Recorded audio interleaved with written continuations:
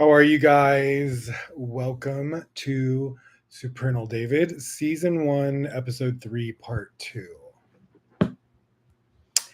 And we titled this one The Lion's Gate, There Is No Difference, which that title was inspired by Alanis Morissette song Underneath,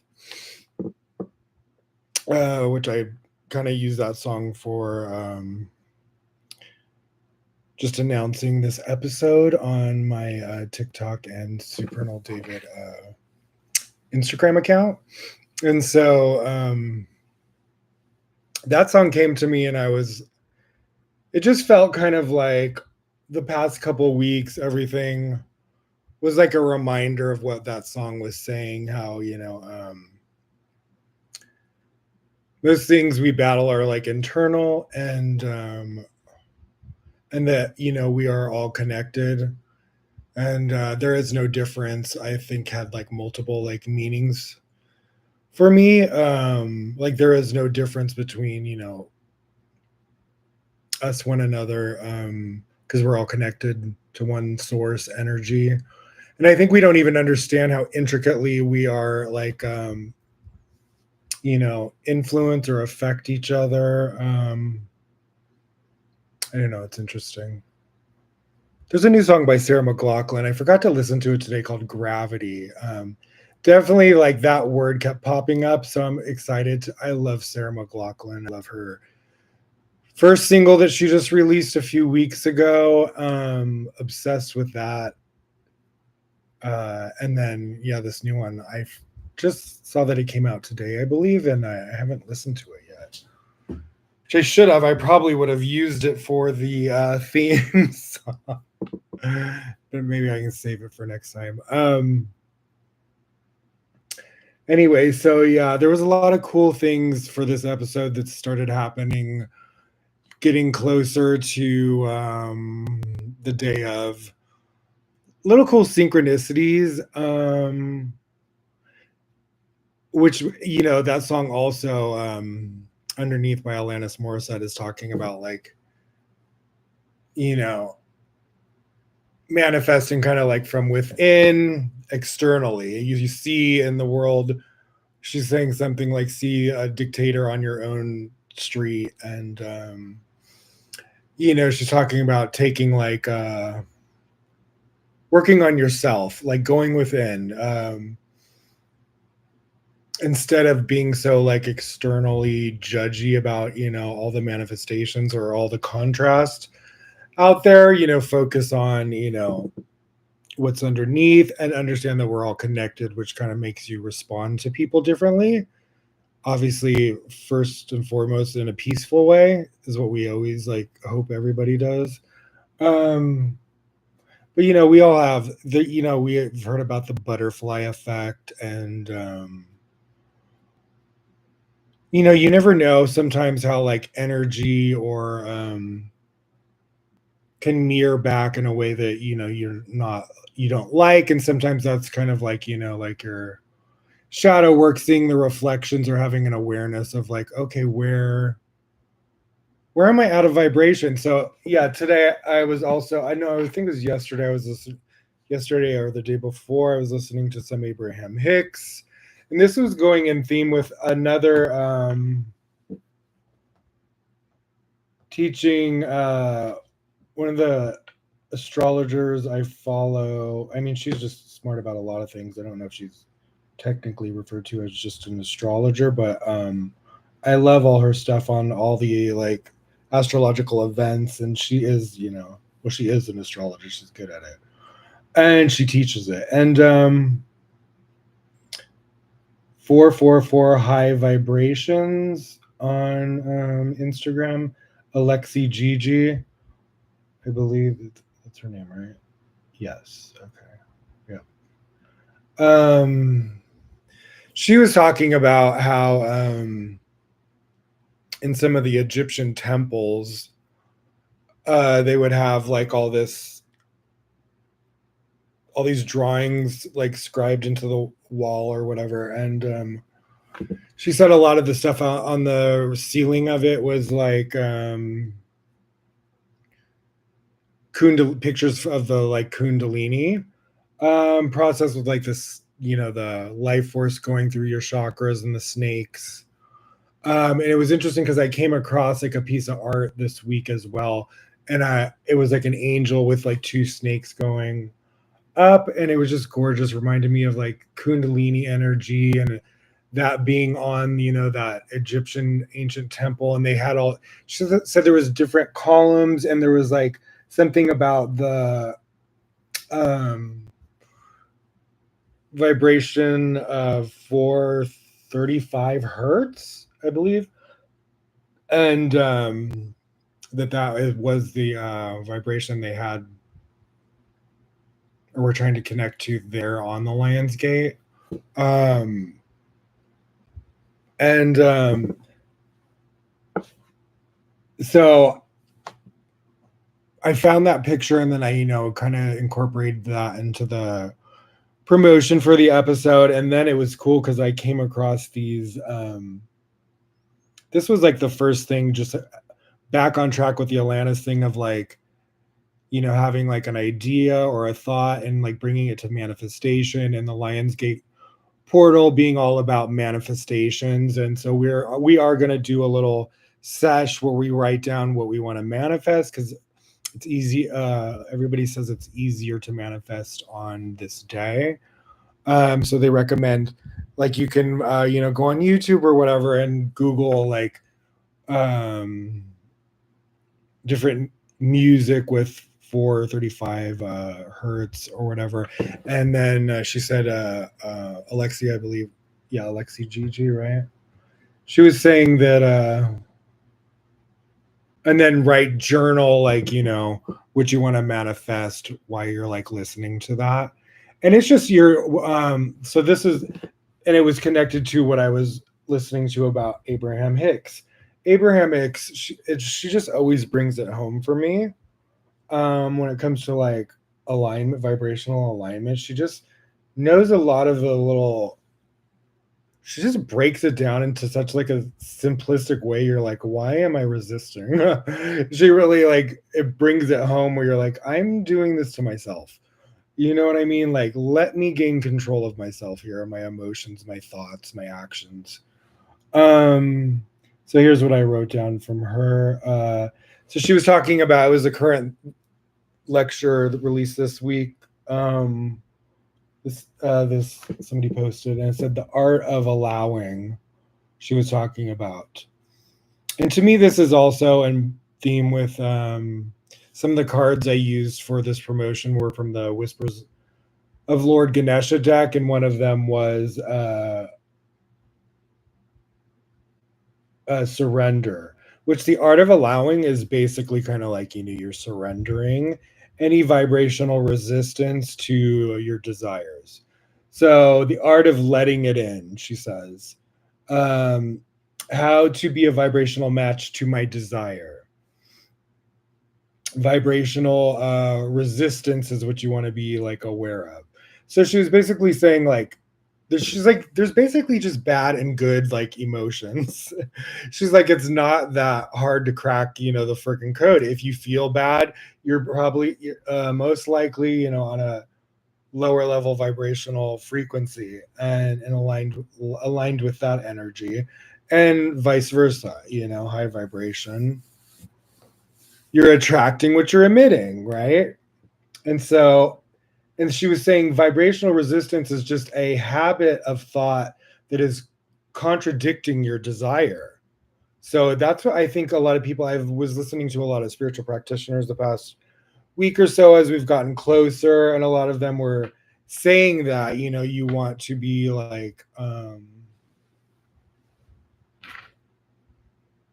yeah, you want to be have like removed and made space and removed, let go of resistance so that fresh energy and manifestation can come in.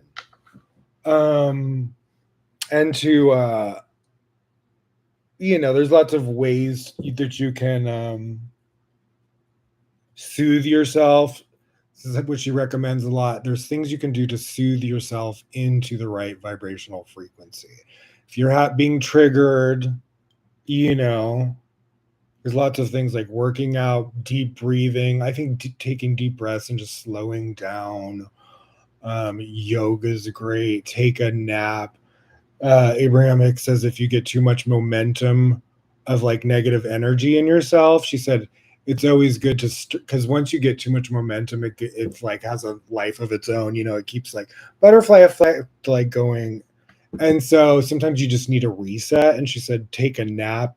Sometimes is the best thing you can do when you have too much negative momentum, and then when you go to sleep and you wake up, you're at a fresh, slate. So anything like that, making sure you're getting enough rest, drinking a lot of water, um, taking care of yourself, eating a healthy diet. That's something I've been doing the past 2 weeks is I cut out all carbs except like little tortillas for tacos, but that's pretty much it. And then the other thing that's really been working for me is I'm just eating less, eating maybe like once to two times a day and very like small portions and completely like lean, like meat and vegetables, no carbs other than like a little tortilla or two.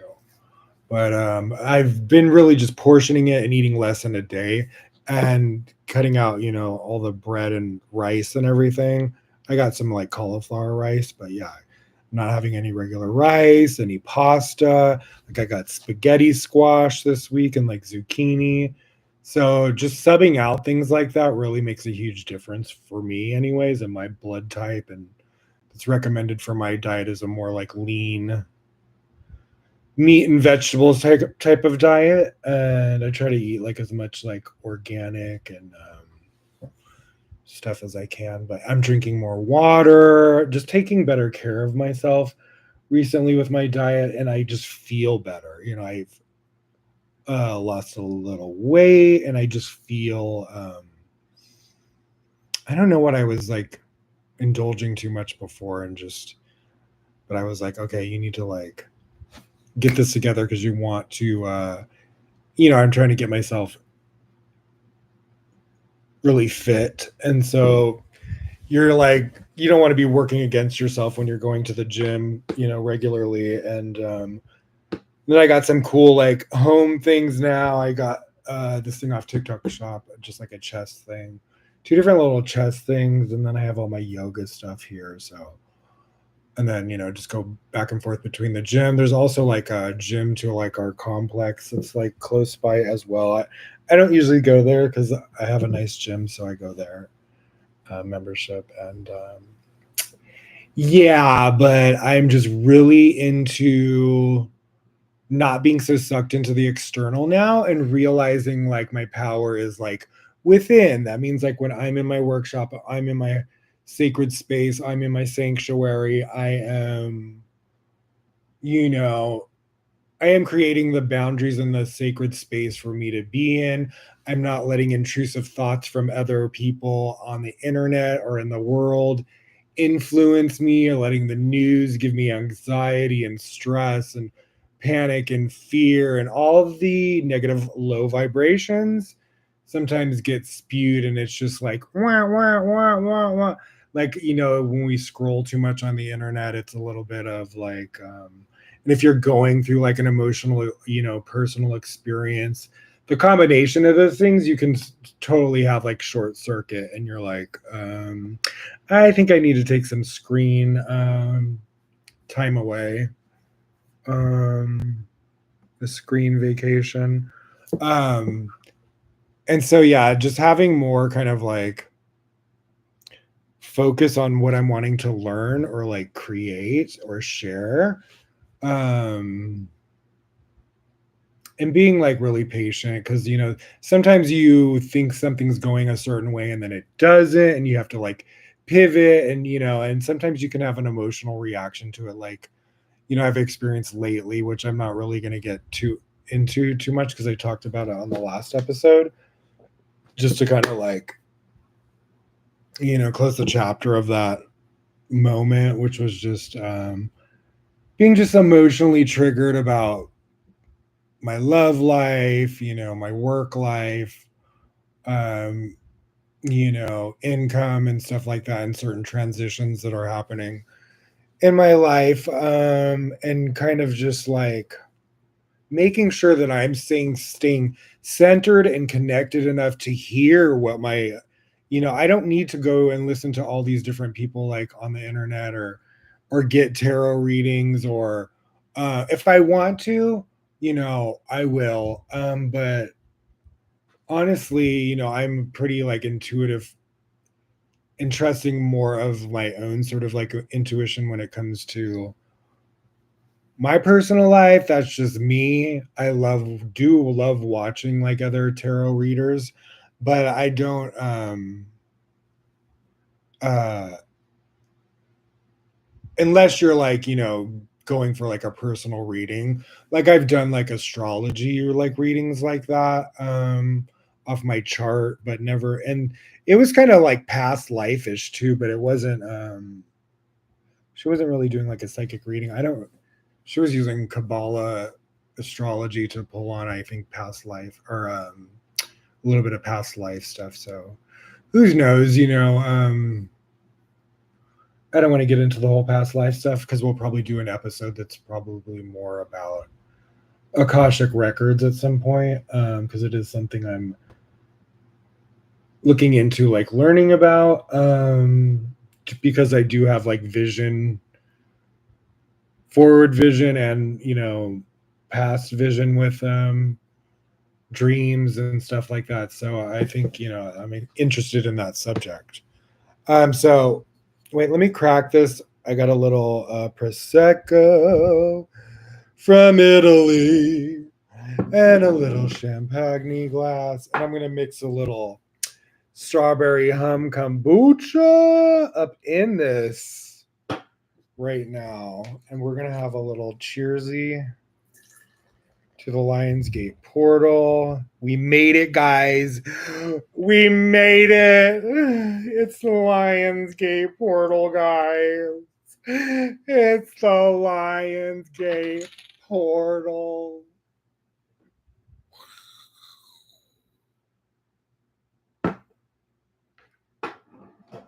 I'm Leo rising, so my mom's a Leo.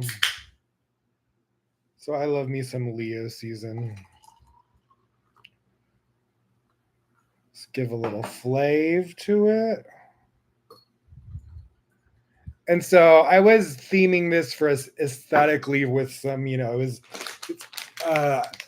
like a midnight double feature. I got my little snacky snacks from Whole Foods, 365 midnight double feature, which first it was this old Czech English subtitled Alice in Wonderland movie called Alice from like the 80s. But it was a little bit, I watched half of it and it was just a little bit like, it's like, nah, I'm good. It was a little bit bonkers, to say the least. And then, so I incorporate, I had some like synchronicity since I was like, I knew this second episode was going to be predominantly, we're going to learn about Ganesha and talk about Ganesha. Lord Ganesha, he's one of the Hindu gods that looks like like a royal elephant. So I have this deck called Whispers of Lord Ganesha from Angela Hartfield, and so we'll do a reading from that. And then I've had experiences with Ganesha before a few years back, where he came into my dreams, and I had a little statue I had put on my altar, and that night I had a dream of him in my house. And then when I moved, I don't know what happened to the statue, and so I just got a new one, and it was weird because, hold on, let me open these.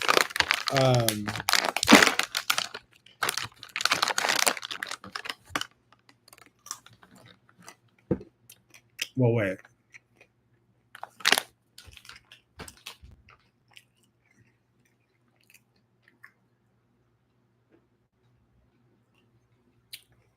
So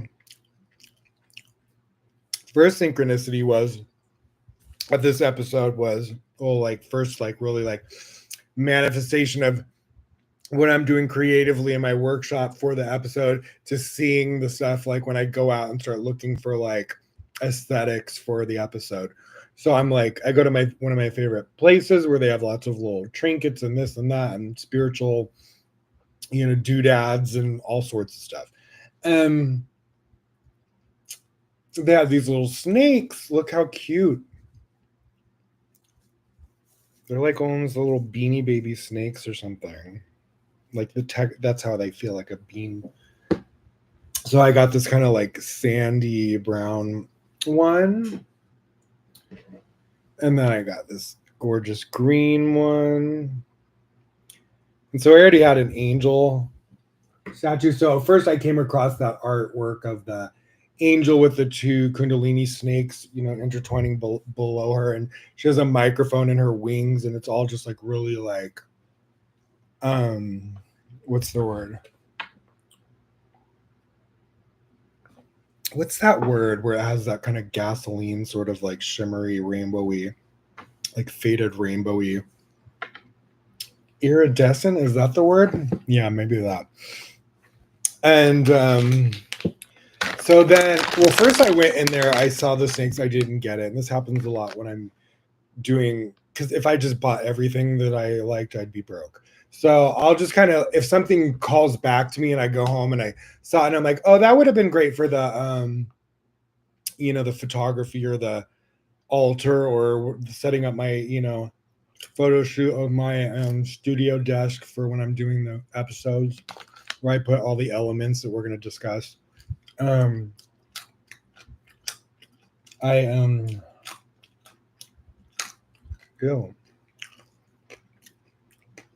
Where's the chocolate? The dark chocolate peanut butter cups in here. I haven't had any sweets, any snacks.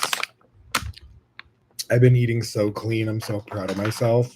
Like a week and a half. And I haven't like cheated.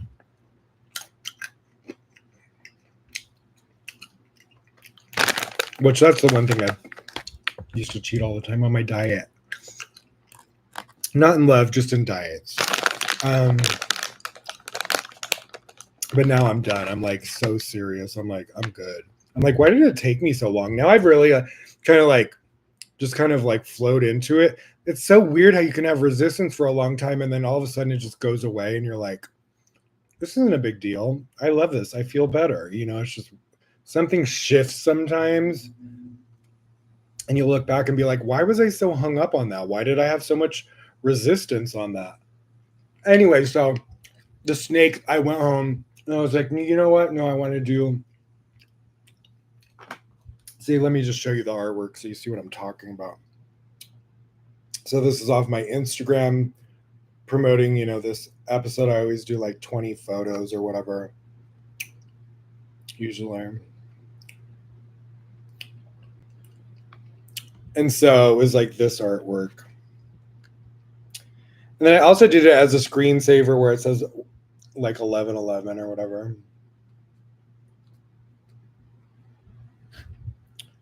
Which is at the end, August 8th, Lionsgate Portal. And see the snakes and all that. So yeah, that's what I made a little altar on my studio desk with this gorgeous angel.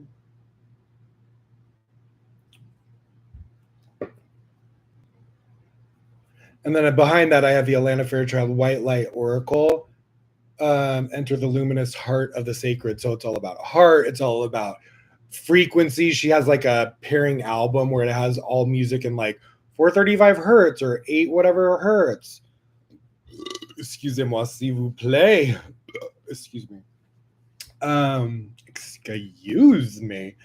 And then I have like a little soulmate Zohar right there too, since it's about heart and love, heart chakra. And so I was like, okay, I'm gonna go back and get the snakes today. And they were like $5.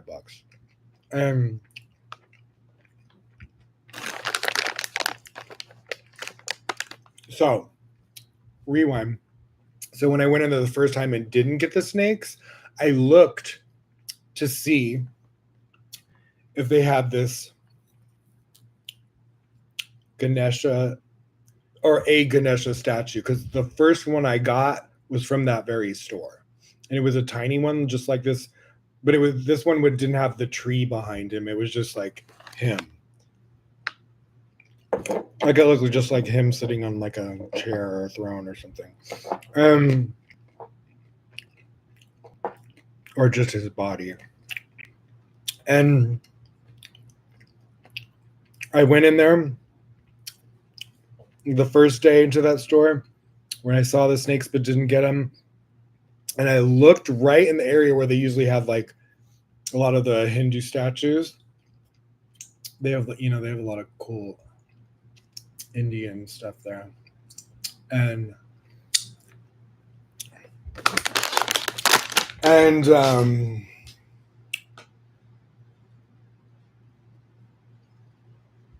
it had like Buddha, like other Buddhist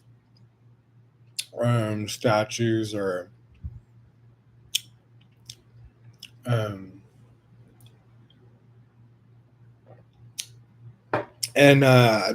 there was no, this was not there. And I thought to myself at some point about telling, Ganesha to like manifest, like that I find a statue of him for the podcast. And this is just like a day or two before. No, this is, this is a few days just before the episode. So then when I go in there the next day, because I'm deciding to go get the snakes, I walk over to that same area that I had looked to see if they had, where I had gotten, the other Lord Ganesha statue the first time years ago.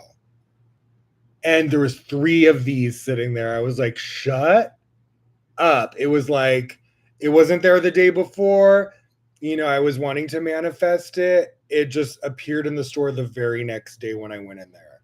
I thought that was crazy because I already have like a history of Ganesha like manifesting for me, or to me, I should say.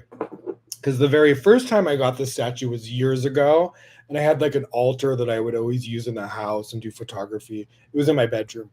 And I would always put these Kabbalistic letters of the month astrologically as like a portal for like the energy. And so, it was just, it's very like, my altars are very like portally, to say the least. And no, they just are just like, I always create, just like a positive like portal to the upper worlds through my prayers, or I've been doing altars connecting to the spirit world since I was like a teenager, and it's just like I've refined, my connection at this age. But back then I was just a free spirit and just like so instinctual about it. It's interesting. And because it didn't really come from any of my other family members, it was just like my own thing I would do with like incense and photography and sage and, candles and prayers and all sorts of, statues and trinkets. It's little things that symbolize something to me. I'm always using like objects for like altars that symbolize, something spiritual. Or that I love. Or something I want to reflect.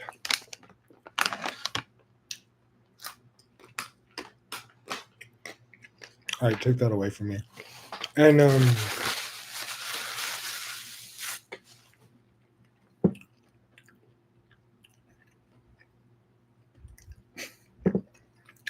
cranberries like stuck in my tooth.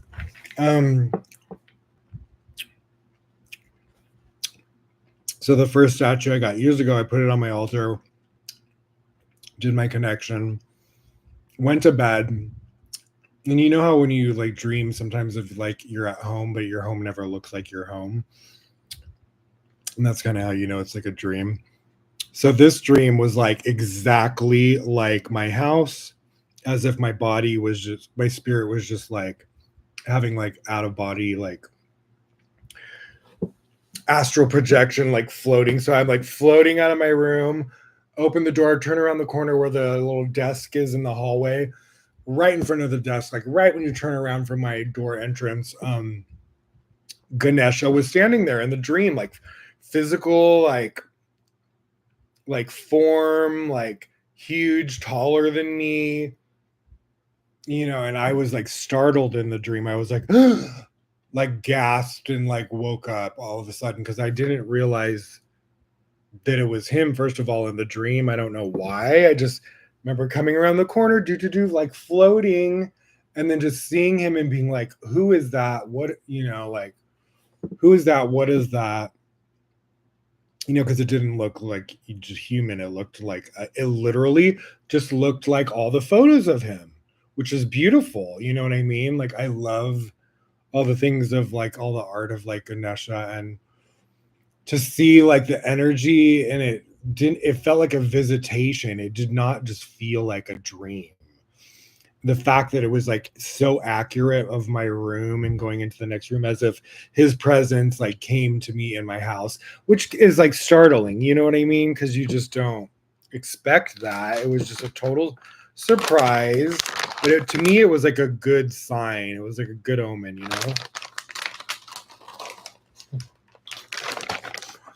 I don't want to get chocolate on my fingers again.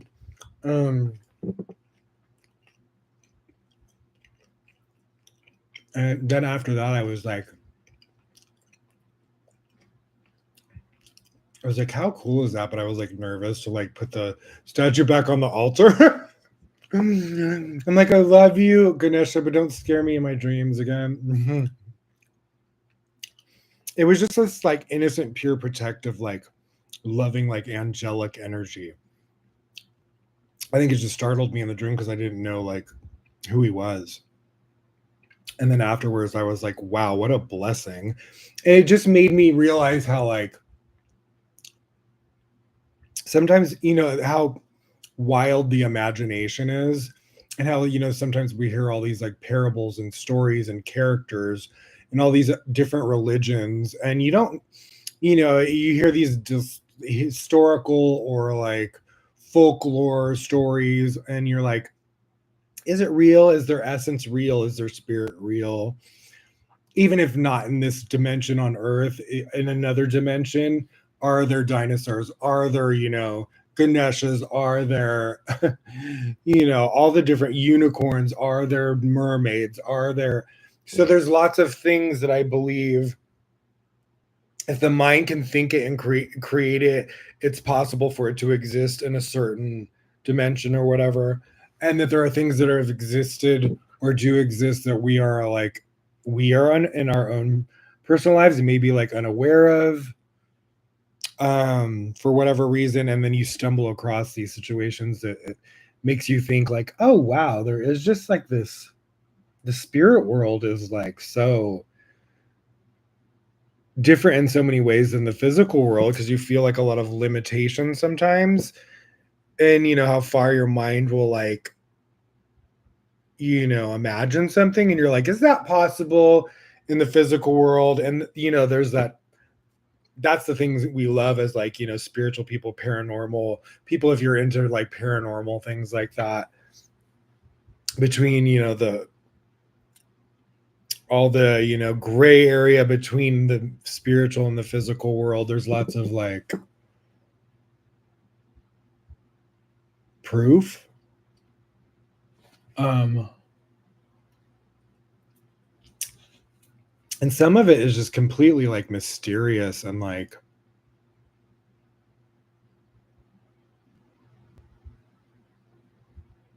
dreams are fascinating to me.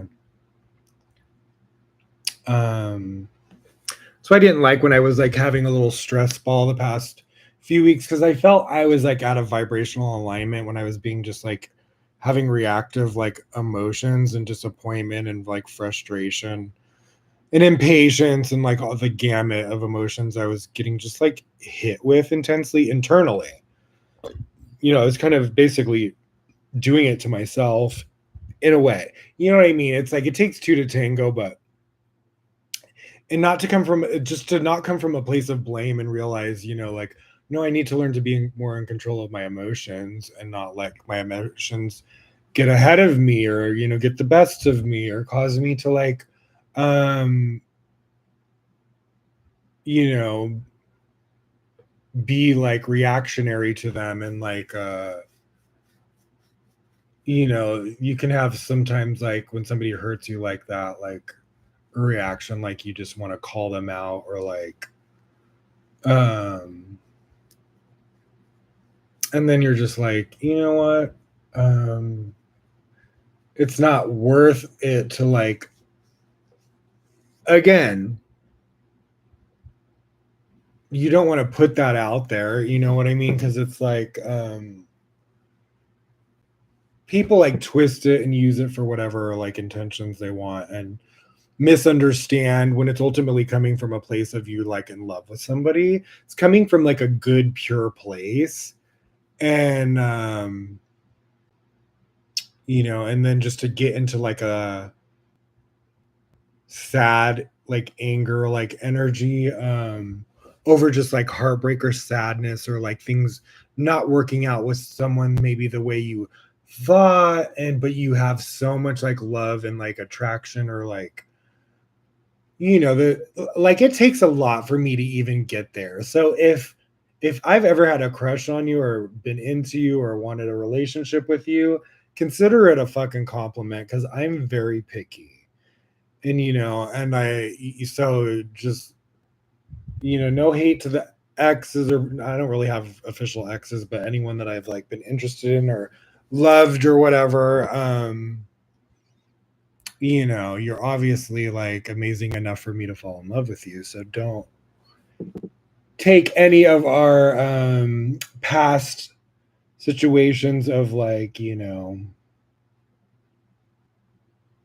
sometimes you just got to let the past be the past and let go, and just be like forgiving and like understanding, and be like, okay, maybe they're just like, different than you, and they respond differently to different things at different times in different ways. You know what I mean? It ain't that deep. It's just sometimes you can be really attracted to someone and then be very, very different, and then realize, okay, it's probably not going to work out because we're so different in ways that would really like trigger me.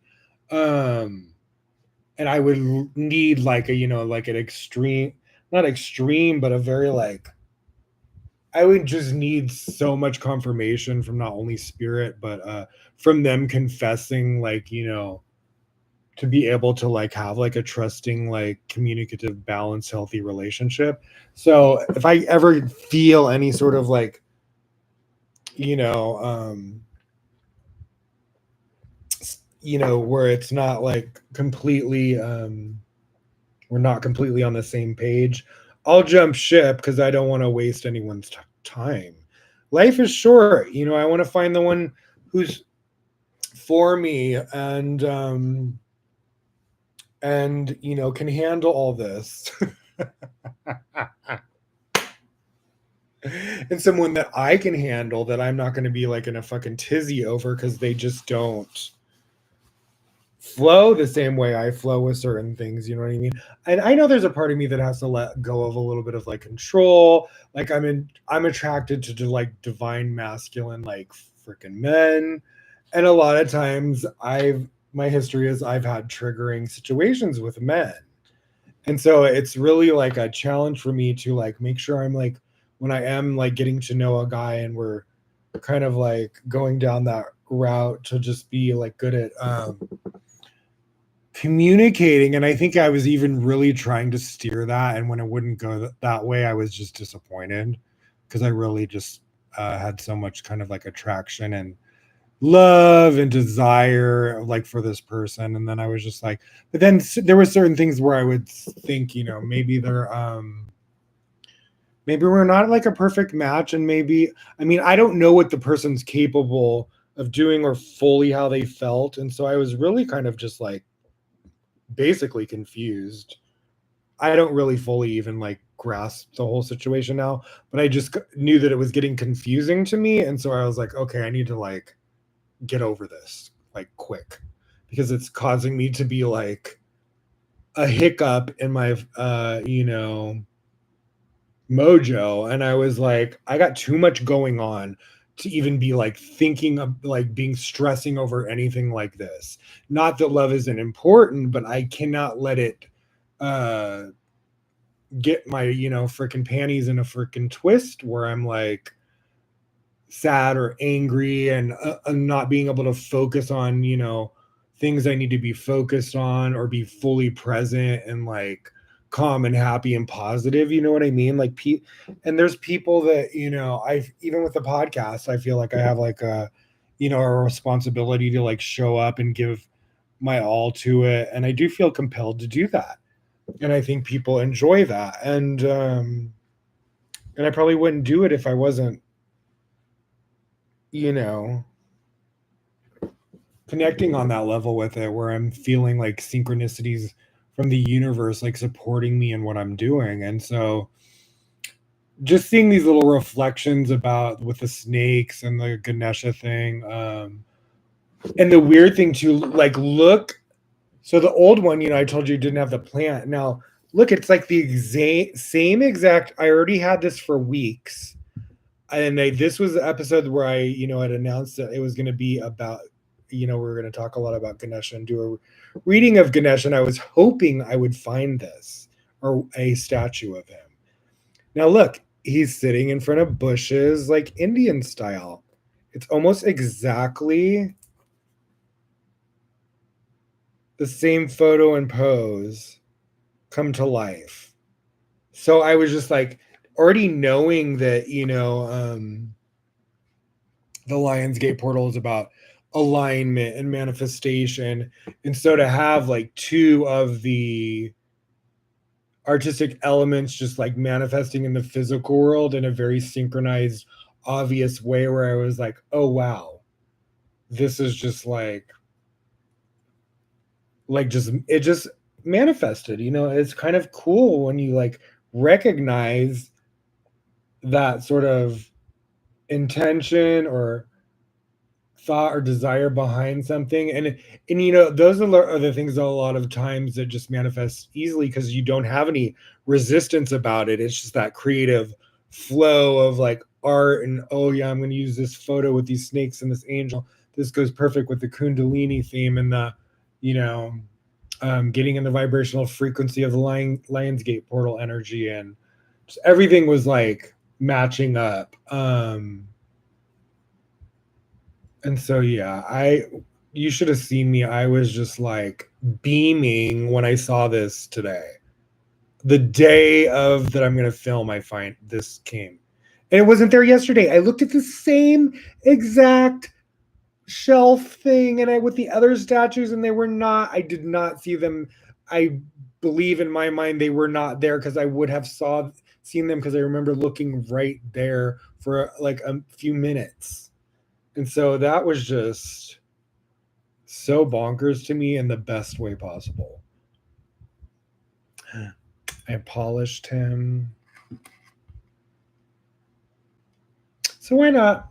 Since we're on the subject, let's just do a quick little reading from Ganesha. And I have some notes about Ganesha, which I shall read for you. Just a little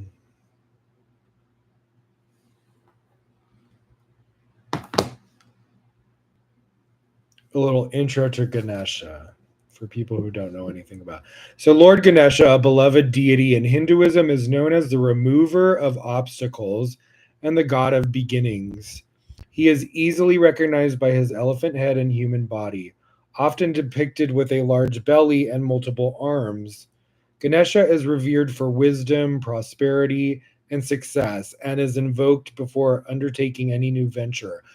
And this is what I always think about Ganesha from what I've studied. This always comes to like the top, like like the cream rises to the top. This thought just always permeates my mind when I think of Ganesha, that he is the remover of obstacles. He will, anything that's kind of like blocking your success, your love life, your manifestations. So he's like, it was just perfect that he is aligning with like the manifestation portal on this episode was just went hand in hand for me. Because you were wanting to remove that resistance, those blockages, which is resistance. Energetic resistance, subconscious resistance, um, resistance in the body that's been like ingrained energetically. Um, okay, so it says, oh yeah, and we'll go back and forth between this and I'll finish the Abraham Hicks notes as well. Um, he is easily recognized by his elephant head and human body, often depicted with a large belly and multiple arms. Ganesha is revered for wisdom, prosperity, and success, and is invoked before undertaking any new venture. Here's more information about Ganesha. Key aspects of Lord Ganesha: remover of obstacles. Ganesha is believed to remove obstacles, both physical and internal, that hinder progress. God of begin. It's kind of like Kali. Kali's known for removing obstacles as well. The Hindu gods and goddesses. God of beginnings. He is worshipped at the start of any new endeavor, be a project, journey, or celebration. Symbolism: elephant head represents wisdom, intellect, and the ability to overcome challenges with adaptability. Large ears symbolizes the importance of listening attentively. Broken tusk, used as a pen to write the Mahabharata epic, signifying knowledge and learning. Potbelly represents abundance, kind of like Buddha, represents abundance, prosperity, and the ability to digest all experiences.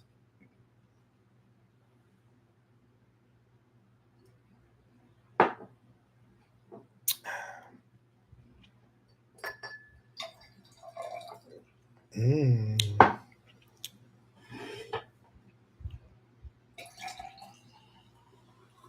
perfect amount. Just a little bizzas. Um, oh, this part's interesting too. Mouse, Vahana. And if you notice in the deck, at first I thought he was holding like a dog in the photos when I first saw them. And then I'm like, oh, yeah, duh, it's a mouse. Like, hello, Dumbo and the mouse. So, there's this whole thing about elephants and mice, apparently of them being like afraid of them in Dumbo. So that's why I also I changed that Alice movie to the double feature being this movie Midnight Madness from the 80s and then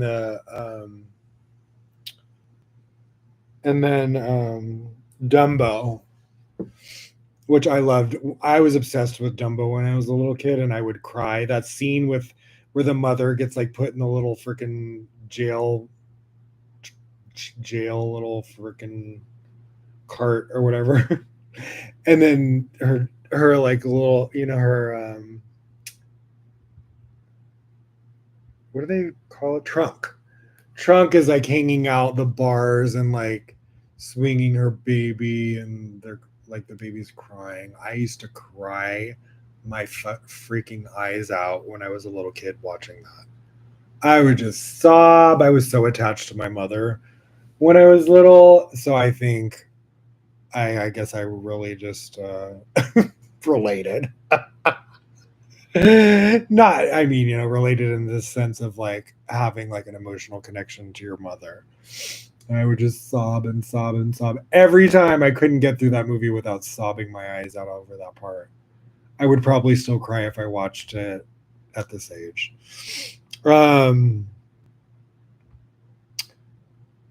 It's funny today too because I was like, I knew I was going to do Dumbo, and they had at this place like an ale with like pink elephants on it, and I was like, oh my, I almost got it, but I was like, you know what, I don't really feel like, I don't know if I'm gonna like this ale. Yeah, I wasn't really in the mood to drink that, but I was like, it would have been cool aesthetically. But yeah, didn't get it. And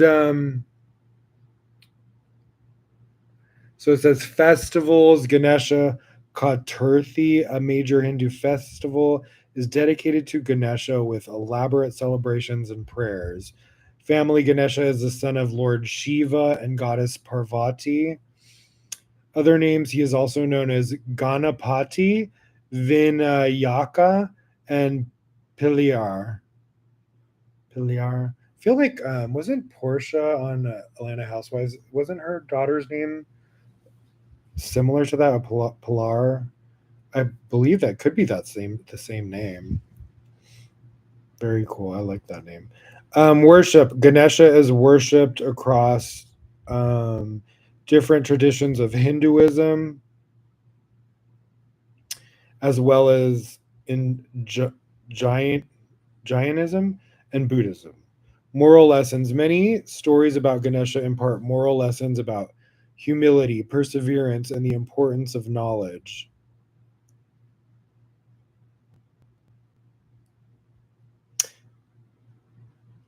Teaching tips. Visual aids. Use images and artwork of Ganesha to capture attention and illustrate his unique features. So yeah, I was using some of his like cool photos for the advertisement for this episode. Here, I'll show you. So oopsie daisy. So I did this one, which is embrace. See, I got a little message going here too. Embrace prosperity. And Ganesha is also known for bringing, prosperity or removing blockages in that area. So embrace prosperity and surrender to any like fear and allow your desire and the universe by staying in a positive vibrational alignment guide you through your intuition to which way to go to reach your desire and to stay in that frequency so you can hear the guidance. That's a great way to break through your fears or worries is by being you know tapped in to your guidance, your inner guidance. And then the other one I did was, wait, where is it? Surrender. Yeah, surrender, prosperity, and embrace. Okay, yeah. I just did 3 in here.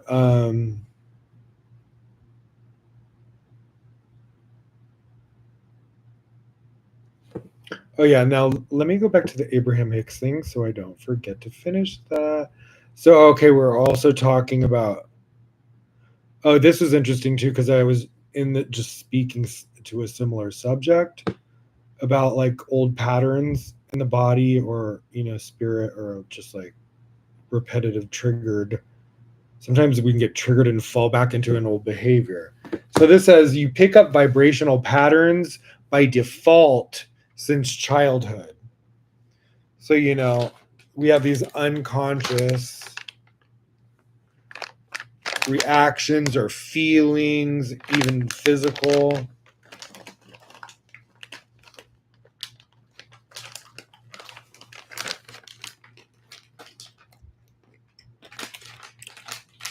Sometimes those early experiences when you're a baby, child, because you're like a sponge back then, the impact can leave like a deep imprint on the behavior of that child when he grows up subconsciously. So that's what you want to be aware of. You have your internal GPS system. Anytime you're feeling bad, you're not feeling good, you're feeling sad, you're feeling angry, feeling depressed, you're feeling lack, you're afraid, you're worried. You already know you've got to stop. In Kabbalah, they used to say this. It was like a count to like, I don't know, you just like count and take a few breaths. And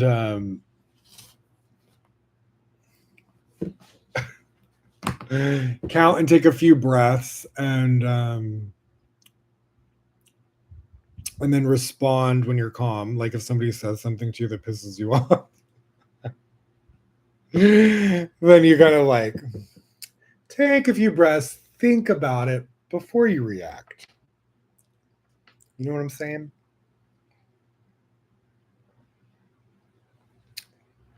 All right, let's get back on the notes. So yeah, and these things are by you giving it attention. So when we sometimes like, that song by Lady Gaga, Replay, I love that song.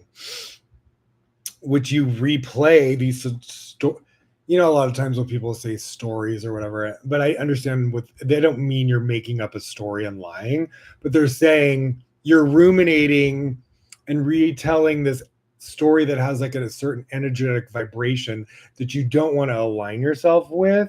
And sometimes we don't realize we're doing that. We're just like in the mix of the emotion and the reaction that we cannot see the forest for the trees. And sometimes somebody else will peep in and be like, hello, do you see that you're being a slave to the drama? And of course, sometimes when we're in the mix of like, especially like intimate emotion, and when you start dealing with like, it's bad enough with just friends and work coworkers, and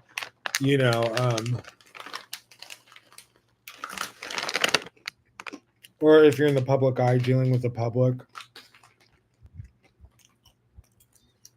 the most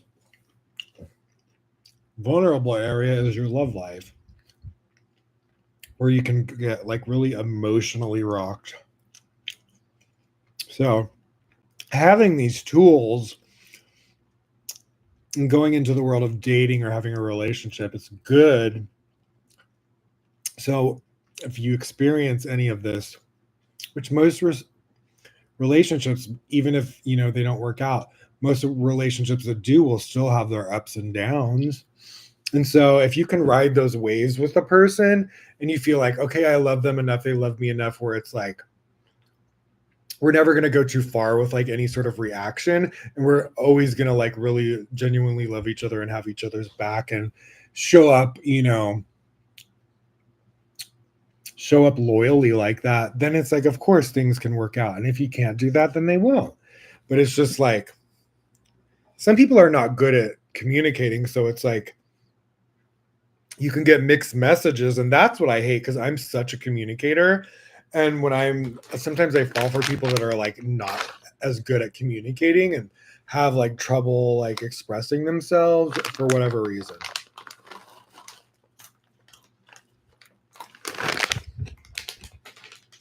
Which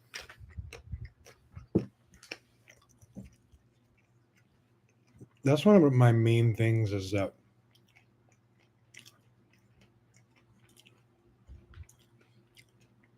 it's interesting because some people can be great communicators like publicly in like a teaching setting, but then when it comes to like intimate or personal communication, they can really struggle with like getting a hold on their emotions. How do they feel? Expressing it to you, talking about other areas of their life where they have, so some people are just like,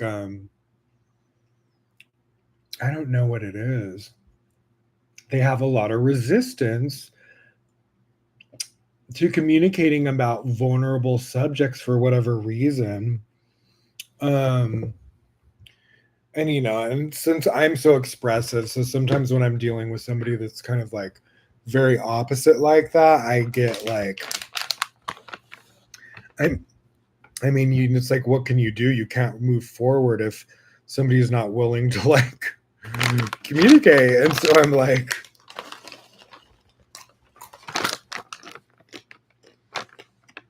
it is what it is. It's like,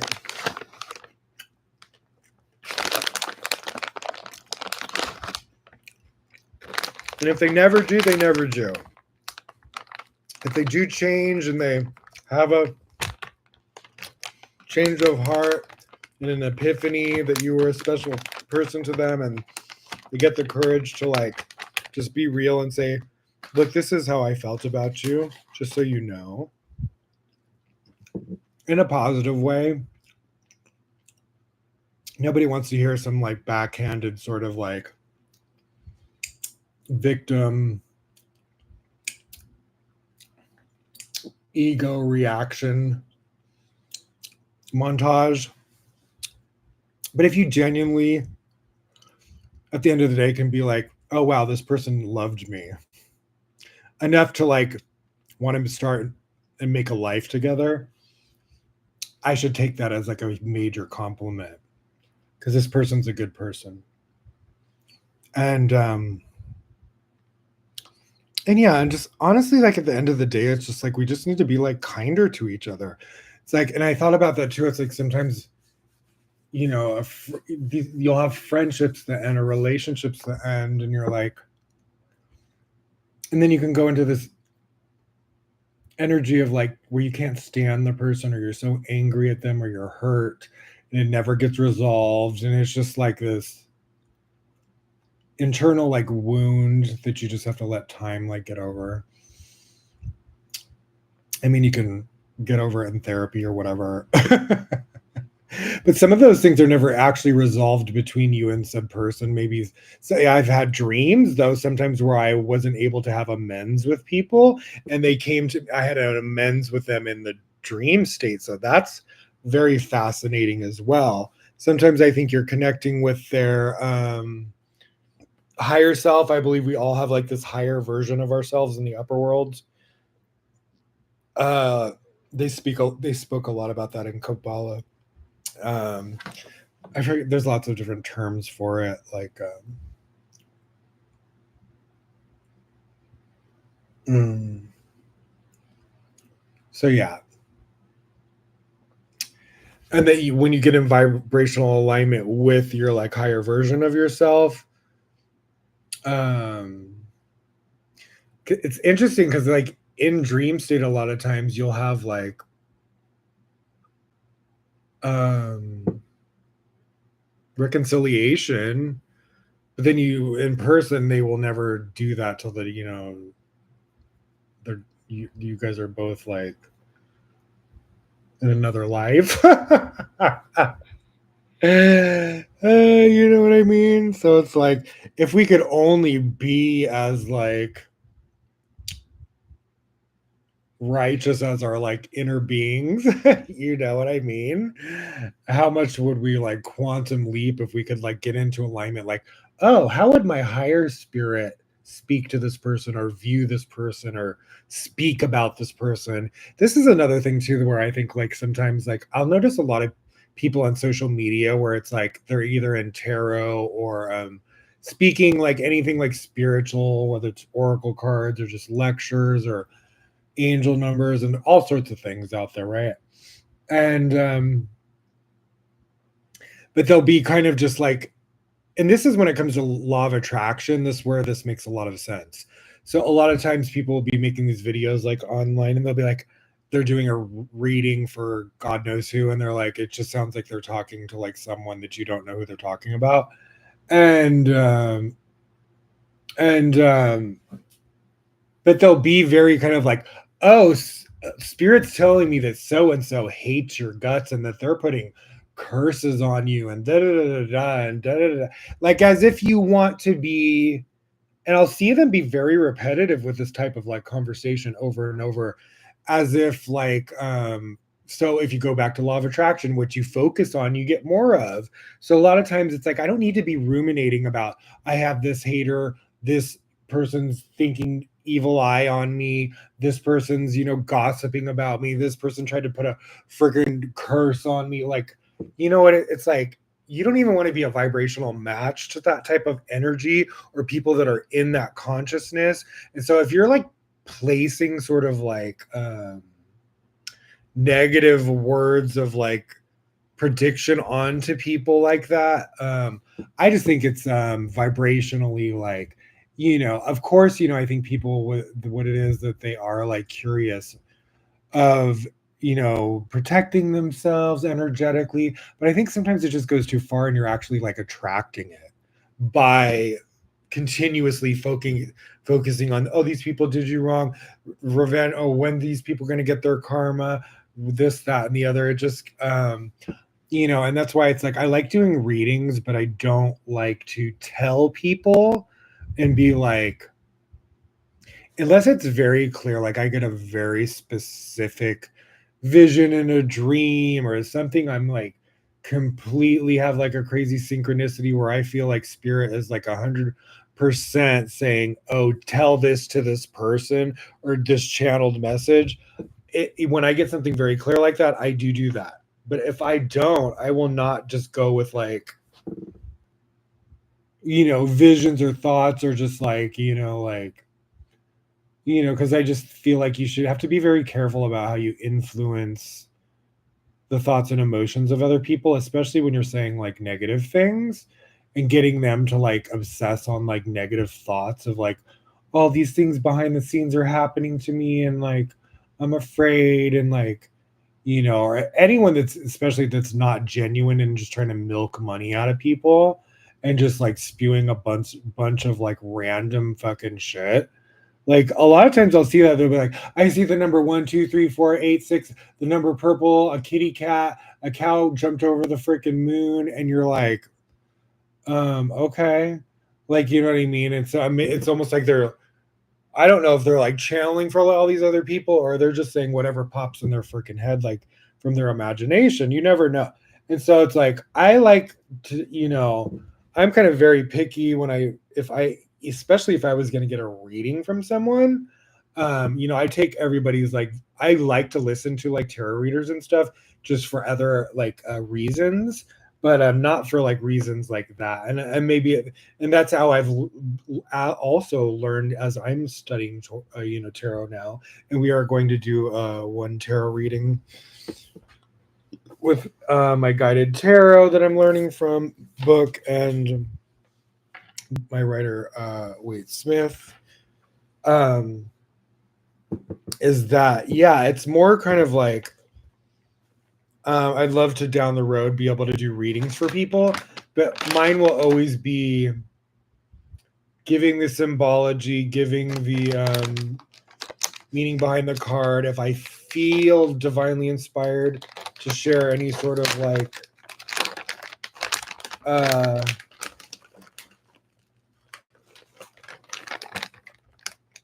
supernatural synchronicity or vision, only when it's obvious and comes to me and I'm certain that I'm meant to tell them that. And I definitely, even people that have hurt me or that I'm upset with, excuse me, even if I've expressed my hurt or anger or frustration at them on social media, I will still pray for them. I will still in my heart forgive them. I never wish them harm. All I ever wish towards anyone that has done anything negative to me is that that energy is like bound and does not influence me. So just like a protection. I never like wish even that back on them, because I believe you leave karma completely to source energy. You do never want to play God like that. And I think God will like, you never know if God's going to like put you in check for trying to like play God like that. And so I don't, mine's more kind of like,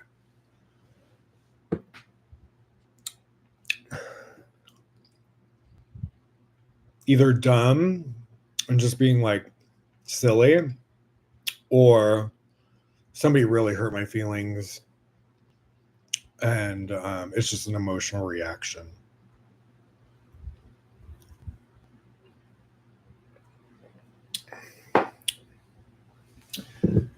But yeah, and so sometimes like, people don't like to see you have an emotional reaction, and then they get mad at you, and then they have emotional reaction, and it's just like, okay, are we gonna just play ping pong here? Like, I don't think so. It's not worth it.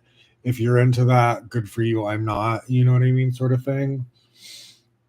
Like, I'm over it, I forgive you, let's move on, type of energy. Because what else can you do, unless somebody wants to like progress and get closer to you and have like a, successful friendship, working relationship, then, peace. Like, that's, some people, you just feel that way too. You're just like, We don't mesh.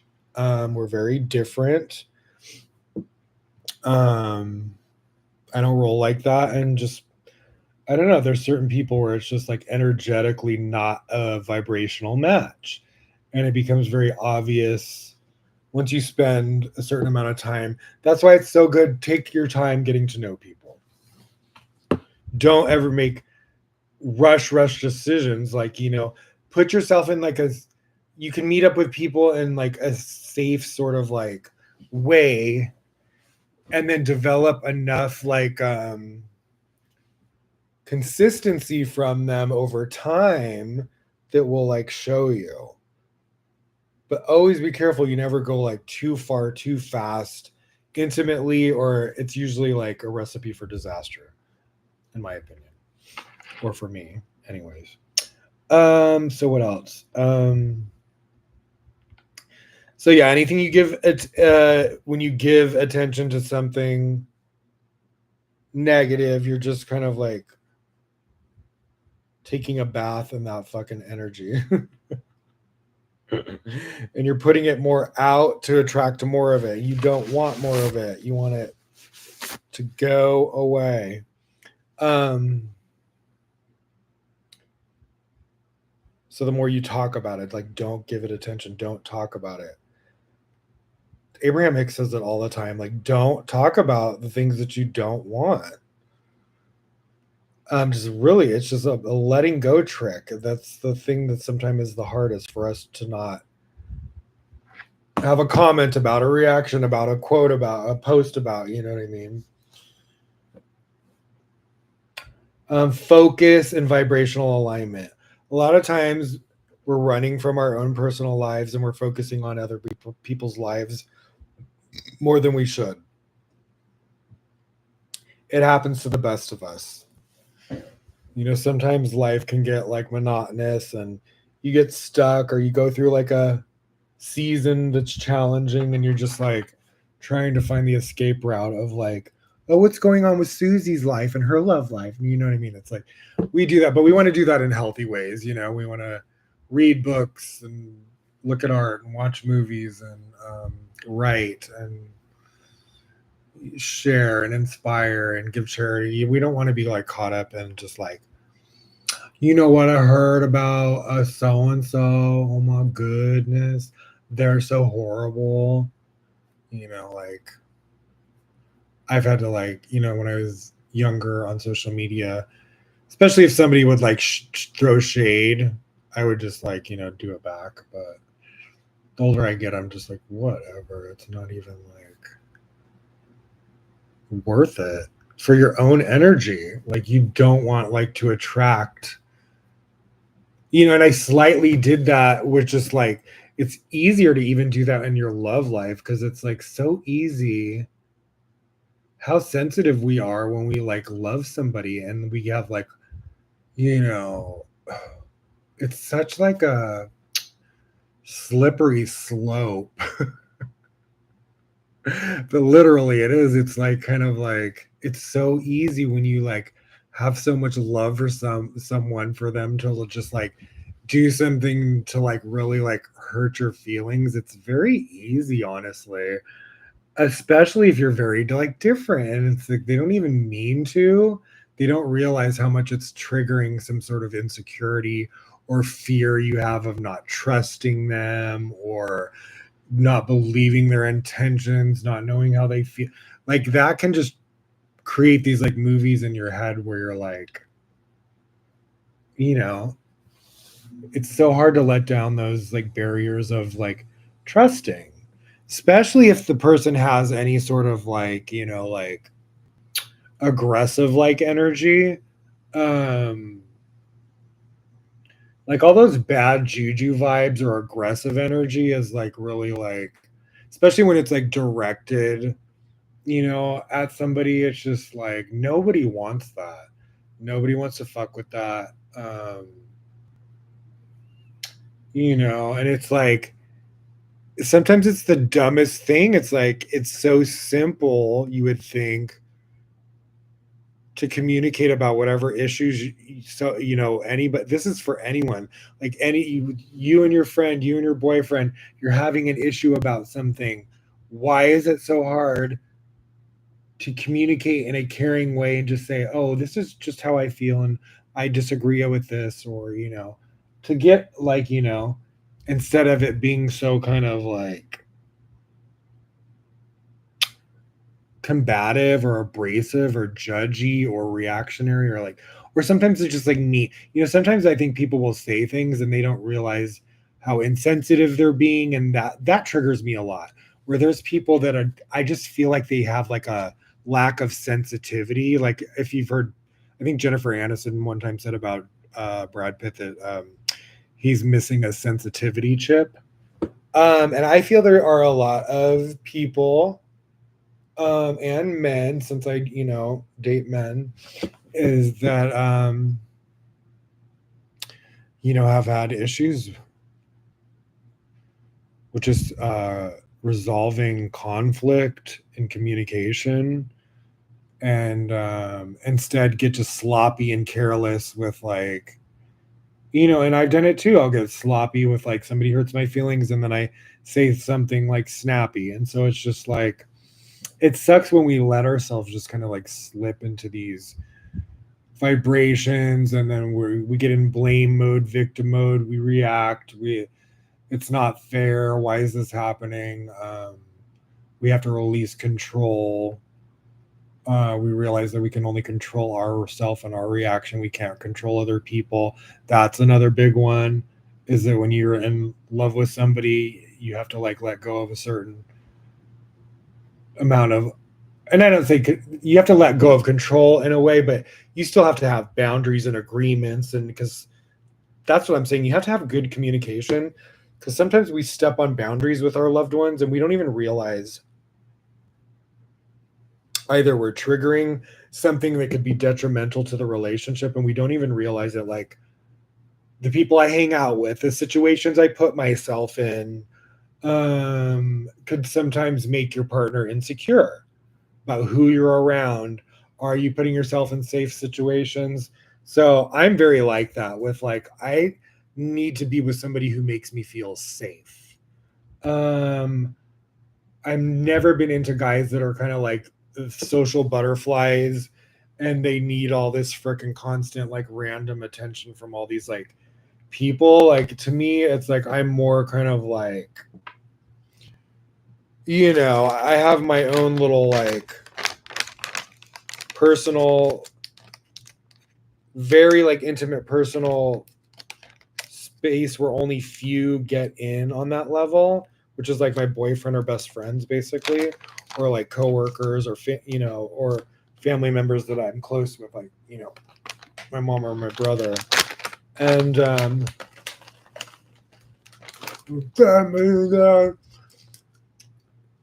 trail mix, Godzilla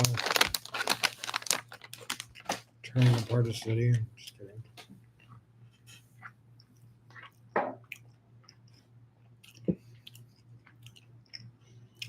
Anywho, I got like on a tangent. All right. So yeah, intention, excuse me, I'm spitting. Intention, focus, vibrational alignment. And then she said it was like 3 different creative processes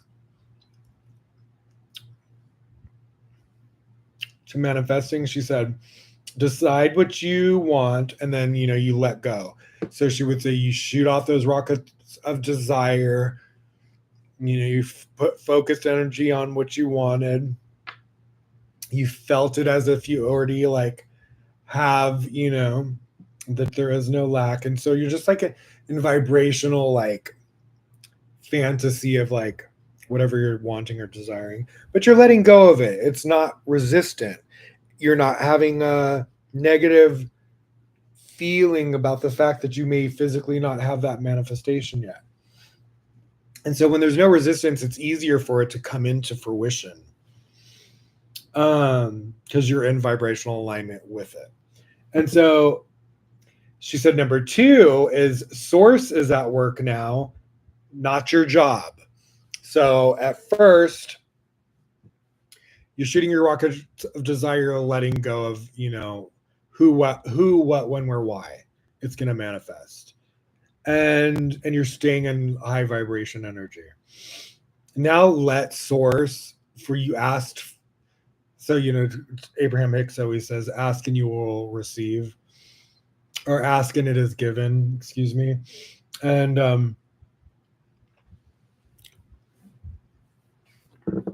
need a toothpick.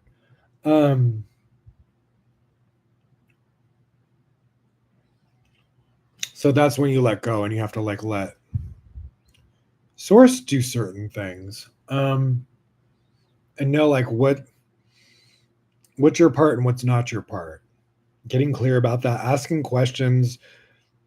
This is a thing that's for me. I constantly have to remind myself, talk to God, talk to your spirit guides, talk to your angels, ask questions, ask for assistance, ask for help, ask for guidance, ask specific questions if you don't know, and wait for, a response. Like, that's something I have to constantly remind myself, because I can get on autopilot with just whatever I'm doing, and just be in la la land in my head talking to myself. You know what I mean? And I'm like, oh yeah, I need to keep engaging with my guidance, my inner guidance, and tuning into that. Even with Abraham Hicks, in her book, she does this thing with meditation, which we're going to read a little bit about the chakras in this episode, from the book Meditation Path to the Deeper Self by McCall Levin. This is from a quote from Deepak Chopra on the cover of it. Michael Levin provides an inspired map that guides many on their way to further explorations on the subject of meditation. So we're going to read about chakras today, which is something I'm also wanting to learn more of, is about the chakra system. Oh yeah, and then the third of the creative process from Abraham Hicks was, you must be in the receiving mode. So by being in vibrational alignment, then you are in receiving modes. You've let go of resistance. So now it can just kind of flood in, because you're a vibrational match. Turning my fan up, it's hot. Ooh, I gotta plug my phone into, okay. And then this wasn't even one of the creative processes, but she also said vibrational discord is an indication of if you're in alignment or not. All right, anywho, let's go on to the meditation book. We're going to learn about the chakras. So I'm going to read about each chakra a little bit with you, okay? What chakras do? The body contains 7 key chakras and many smaller ones. Each chakra relates in part to a particular area of the body. Though it may not govern all functioning in that area, each chakra also affects the body's overall functioning. In that way, chakras interact with the emotional, mental, and spiritual energy bodies.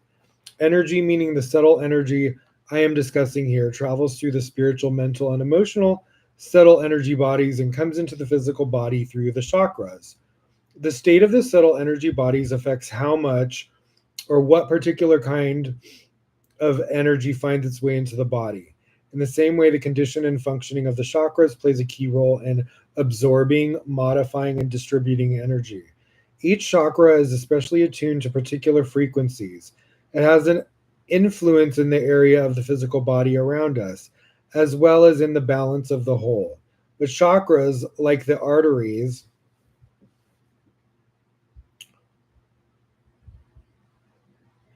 can become blocked with old matter, old energy that affects their functioning, particularly in areas they directly influence. The energy usually concerns issues in the areas the chakra influences, which are not only physical, more on this later. The chakra's functioning relates to one's relationship and history with those issues. The flow of energy through a chakra is particularly important because it transmits information, holds the memory of thought patterns, and feelings, and thus the effect of history. Two, because the chakras distribute energy. They also distribute thoughts, feelings, intentions, history, and more.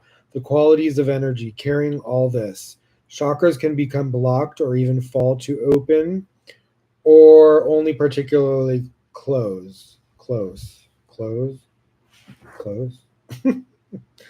Clearing the paths for chakra functioning along with the flow of the energy in the physical body has implications for all of one's behaviors, thoughts, and feelings. This 19th century Thai manuscript depicts some of the vital force channels documented by ancient healers. They combine ancient Indian and Chinese health systems. So here he goes into the seven chakras. Some of them he refers a little bit differently to, like the sacral chakra. He's calling it the sexual chakra. So let's read. The seven key chakras connecting the body's seven key areas are lines of energy called meridians. So also if you do like acupuncture, they can open up channels of like the meridian flow of energy in your body through pressure points through the needles. So yeah, connecting the body's seven key areas are lines of energy called meridians, which also contain many more smaller chakras, among the numerous minor chakras elsewhere on the body. Those on the palms of the hands are particularly important for meditation. Exposing them, but by resting the palms positioned upwards allows more energy into the body. Interesting. So yeah, doing your hands like this, I say. So here's the seven different ones. The heart chakra relates to the chest area between the breasts. Duh. The third chakra is situated in the area of the navel, but it's not saying what it is. I don't know. The sexual chakra is located roughly halfway between the genitals and the navel. The base chakra, which they also refer to as root chakra, is located on the perineum between the anus and the genitals. The crown chakra is associated with the area of the top of the head. High quality energy can come through this chakra when it is open. The sixth chakra, located on the forehead, that would be your like third eye, above the bridge of the nose. The throat chakra, located at the throat.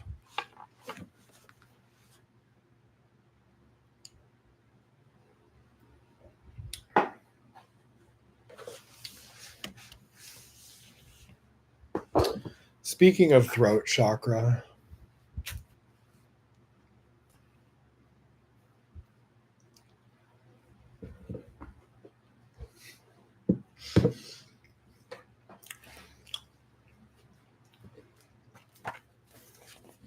a different color is associated with each of the main chakras. No more.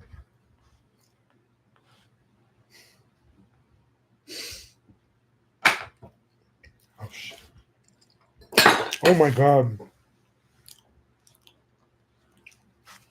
Party foul. Ooh, girl. No, it did not. Hold, please. Cut. I'm just kidding. Oh, good. I have a towel. Girl.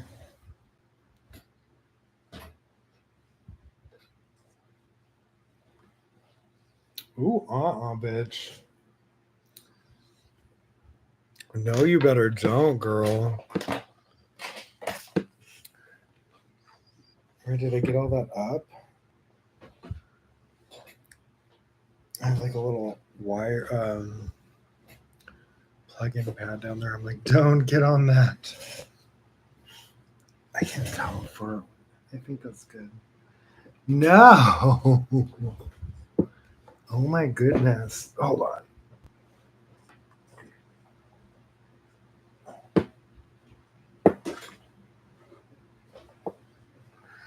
Jeez Louise, bitch.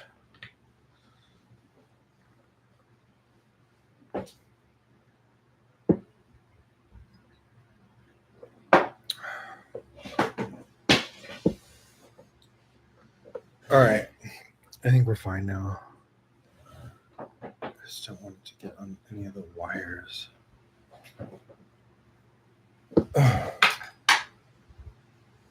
Bitch, you got me sweating over here. I'm gonna wipe this shit up. Oh, hell to the fuck no. It's over here too. God.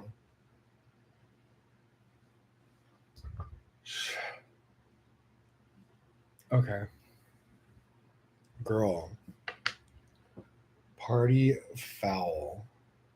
Get this shit away from me. I need this notebook.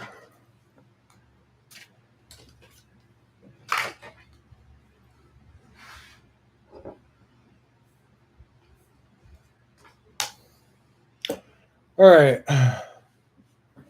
Look at my Leo candle too. Leo, the courageous lion, ruling planet sun. It's white cranberry and musk. Oh my god, that smells so good. Let's light up. Let there be light, and there was.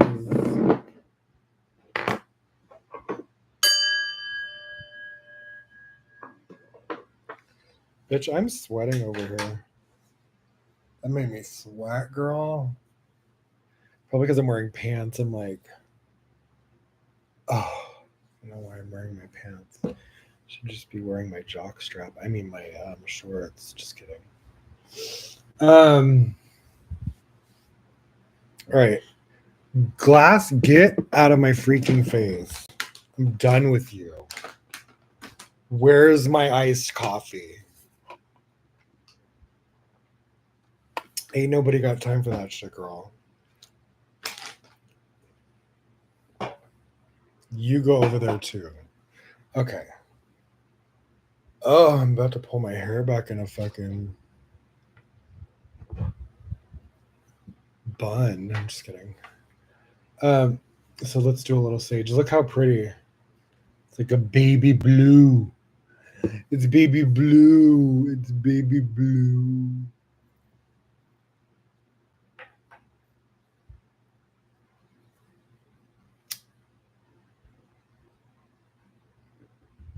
Oh my god, I love sage. I don't even know what the baby blue is. Let's smell it. Okay, I only want a little bit of this. Just a little dabble, do ya, bitch? Mm. Oh yes, it feels so good. Let's do my merkaba.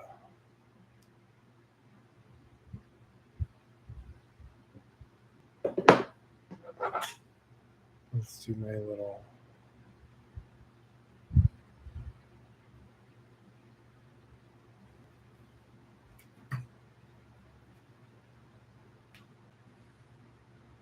Cutting any negative energy from our energetic field, from this connection.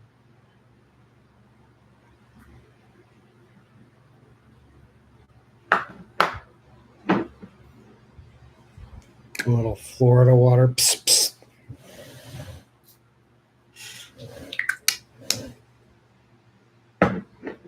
Citrusy.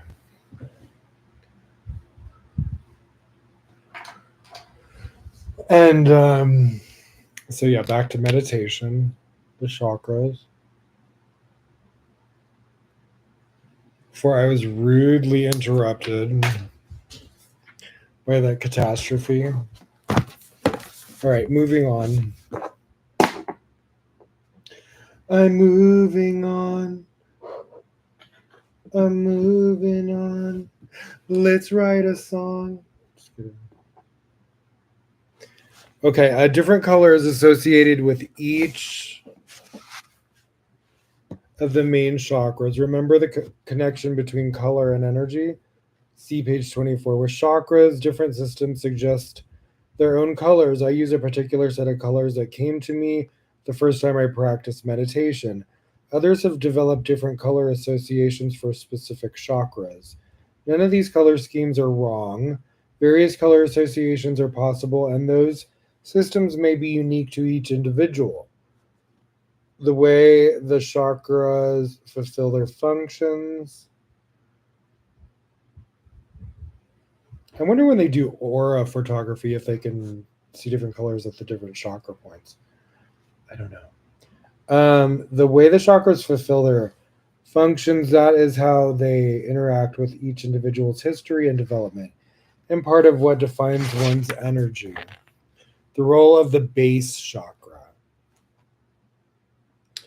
The base chakra is the root of the body. I associate it with the color yellow. It represents the most basic family unit, which can be seen in various ways. In historical terms, regarding the development of the human race, the base chakra is the smallest hunting or family group.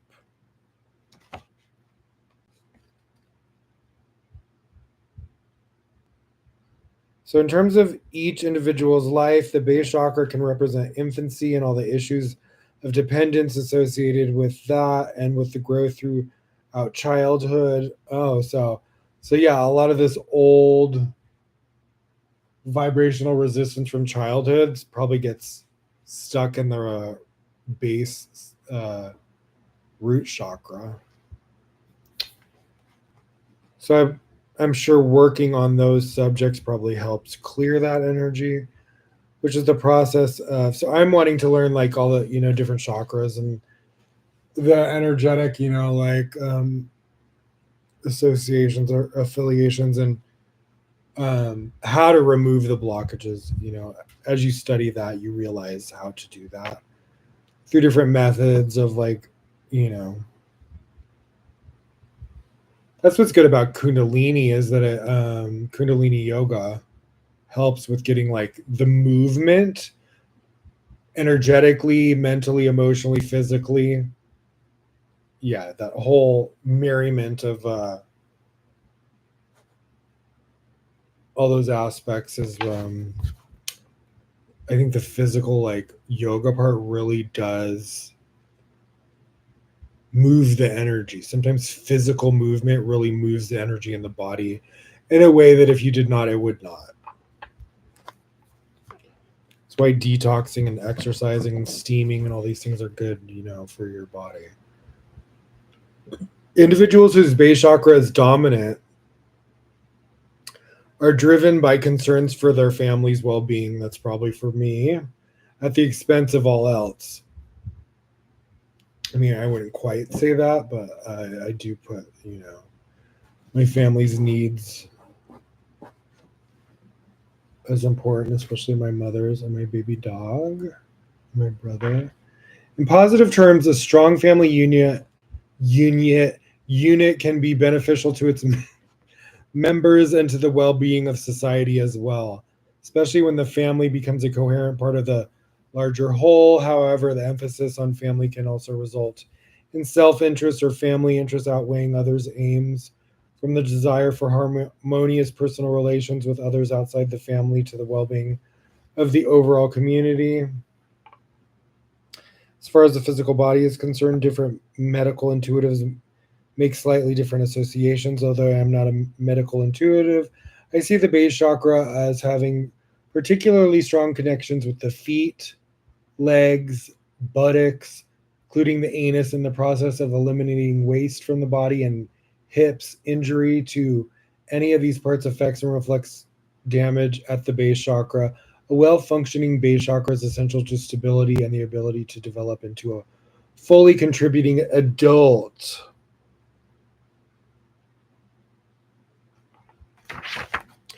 The role of the sexual chakra or sacral chakra. I see the I see the sexual chakra as a medium blue color. At the sexual or second chakra, the individual associates with a larger social unit.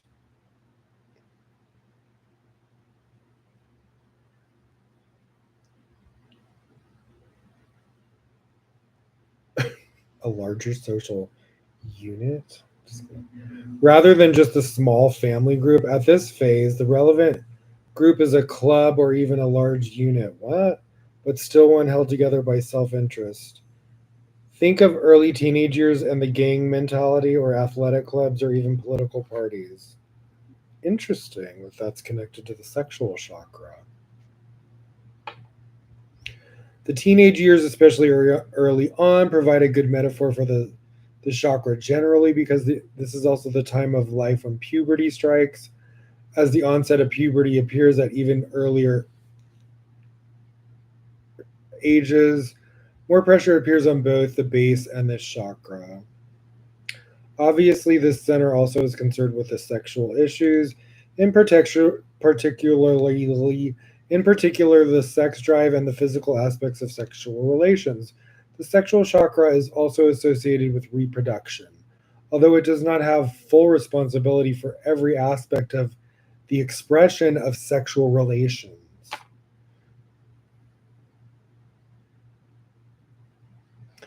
Just as the desire for sexual fulfillment can be a motivating force, so can the need for money and food. For that reason, many physical, emotional, and social issues relating to consumption and moderating is it are governed by the sexual chakra. Interesting. Thus, issues that deal with food and money, as well as addiction issues, are often influenced by the sexual chakra too. Very true.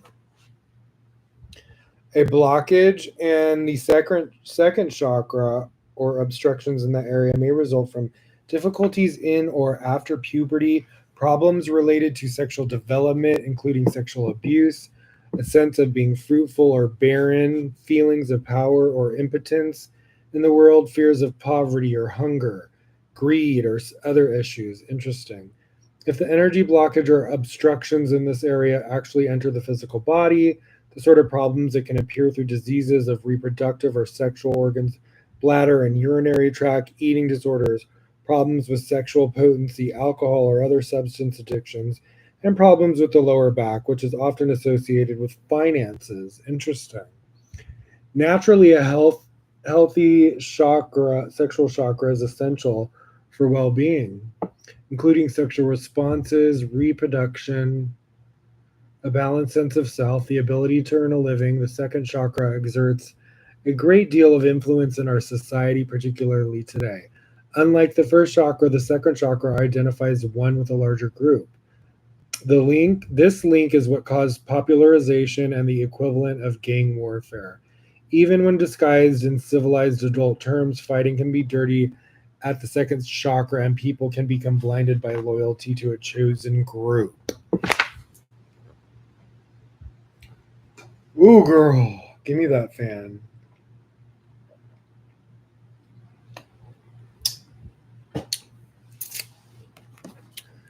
All right, so we're just going to read the first parts of these, or we'll be here all night.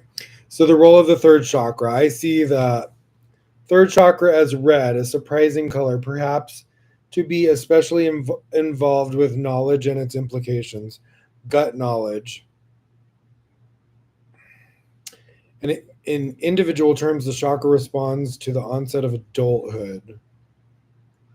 When a particular when it becomes particularly important to know or to be seen to know because knowledge represents power and authority.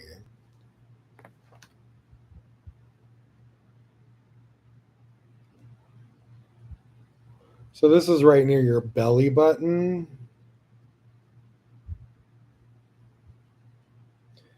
The third chakra affects the stomach, internal organs such as pancreas, spleen, liver, kidneys, and gallbladder, and intestines.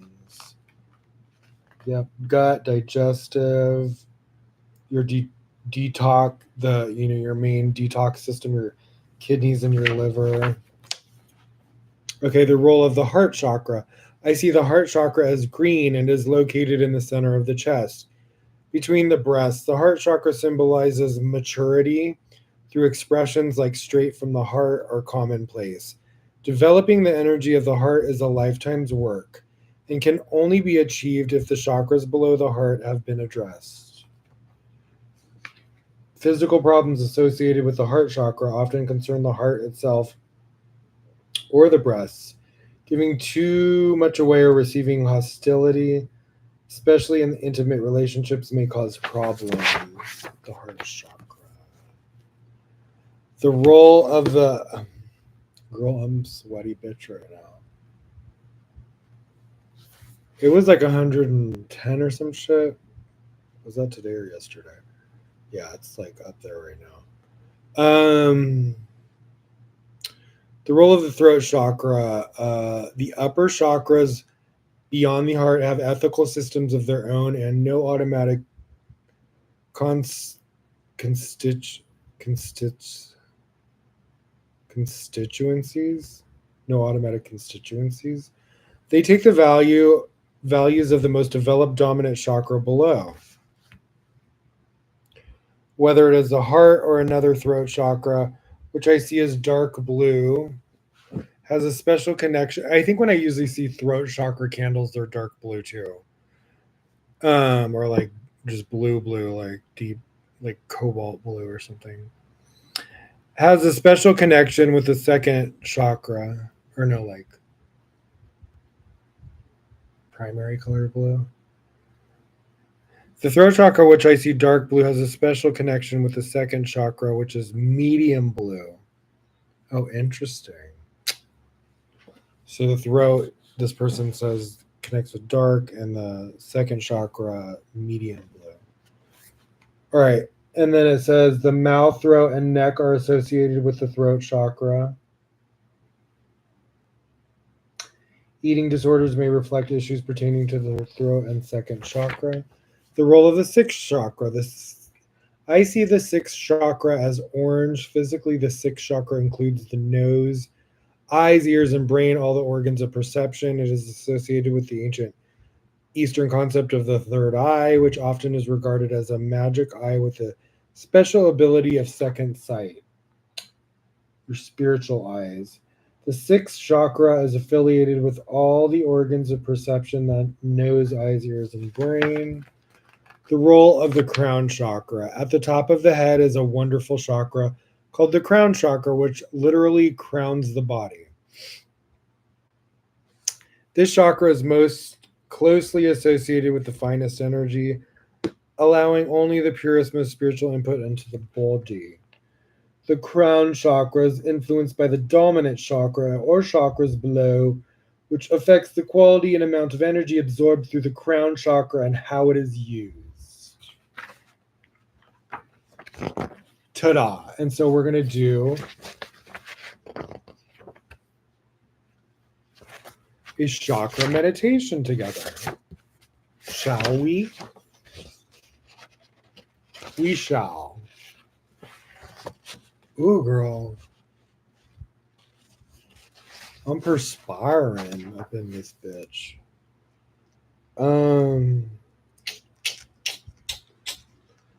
We're at 86. Chakra meditation. Let's go.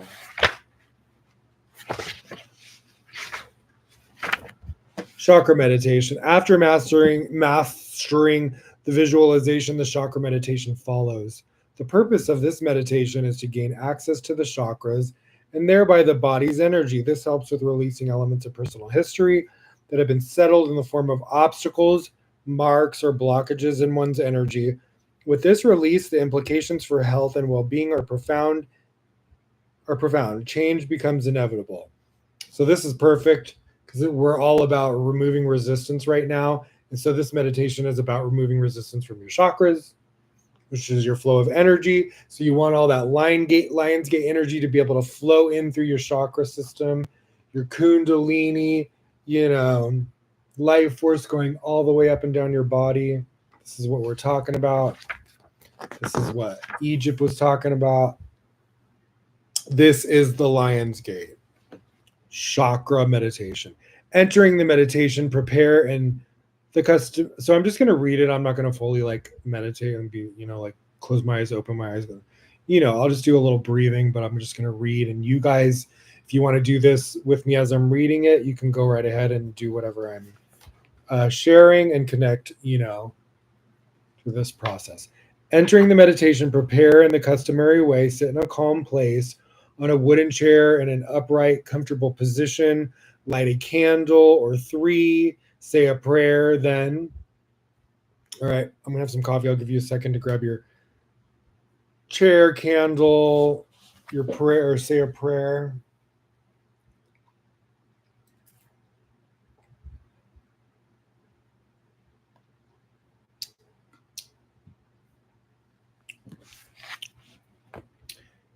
Excuse me. Focus the mind on the base chakra. That is, focus on the area of the perineum, which is between the genitals and the anus. Continue to concentrate on the base chakra, then mentally switch it on.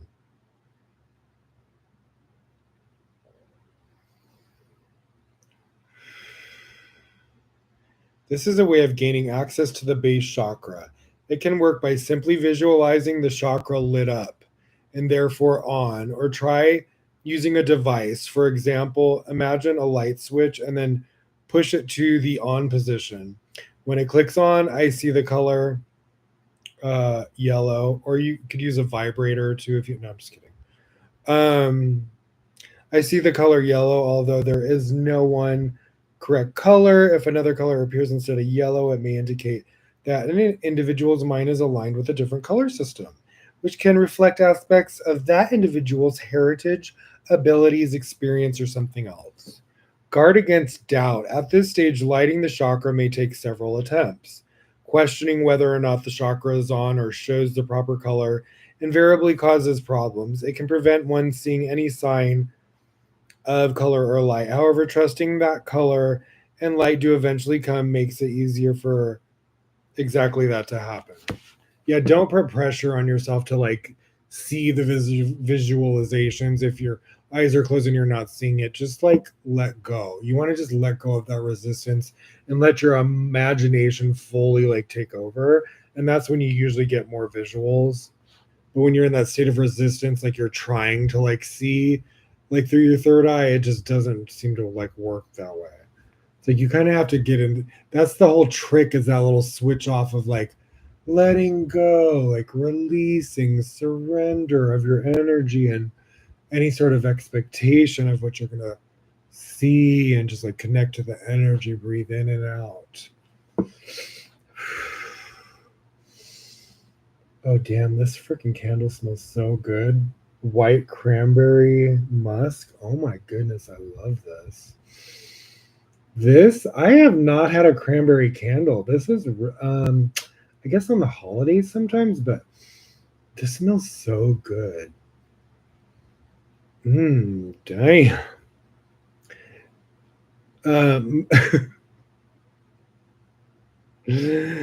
Move the light once the chakra is a light up the body to the center of the forehead. So visualize, the light coming through your root chakra all the way up through your entire body, and focus on it. Avoid focusing with the eyes. Concentrate on the yellow light from a point in the center of the forehead. Allow whatever thoughts come to mind to do so.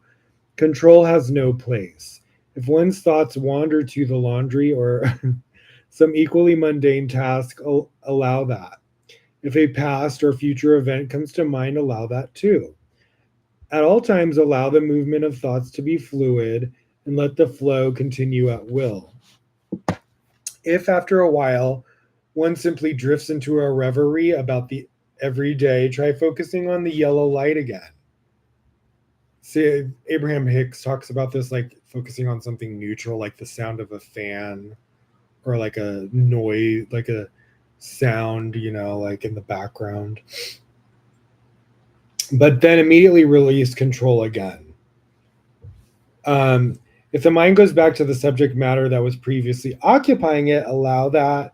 Judging the significance of thoughts or their implications is impossible. If the aim of the practice is to allow change, then by definition, one cannot control it. Knowing which change is appropriate and which is not is impossible until a different perspective is firmly established. And that perspective might again change. One cannot label some thoughts significant and others insignificant. While engaged in the process, one can not possibly analyze what comes to mind The only course is to let it be. Let it be, let it be, let it be, oh, let it be. Sharing words of wisdom, let it be. Okay, I don't want to be singing up in here. Jeez. To experiencing the meditation. Continue meditating in this way until reaching the end of a train of thought or the end of the desire or need for the exercise. This could occur within 5 minutes or take much longer. However, the amount of time spent is not relevant. Sense of having spent exactly the right length of time is all that is required. And the right time to spend on this meditation varies from person to person and from session to session. When feeling a sense of completion, return the focus in the yellow chakra to the center of the forehead, your third eye. Hold it there for an instant and then begin the journey to return begin the return journey down the body back to the perineum. Replace the light in the chakra it came from. Now switching off the light is crucial. Beep bop boop bop. Just kidding. Replace the light in the chakra it came from. Now, turn off the light. This is a very important step. If using the device of seeing a switch was effective, then use it again. For some people, simply seeing the light as going off is sufficient. Excusez-moi. Close the chakras. Once the light is extinguished, make certain they are closed. Ensures that access to one's energy. Excuse me. One's energy and energy centers is not unwittingly exposed. To make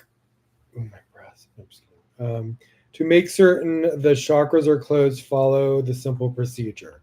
Visualize a white light in the shape of an arrow above the head. Allow the arrow to move quickly down through the body along the line of the main chakras from the crown down to the floor. Repeat this at least twice more, checking that there is no sign of light or activity. Finally, give thanks, open your eyes, and prepare to record the practice, which is the necessary stage. What do you mean, make sure there's no more light? No. You want that light up in you. All up in you, all up in you. All right.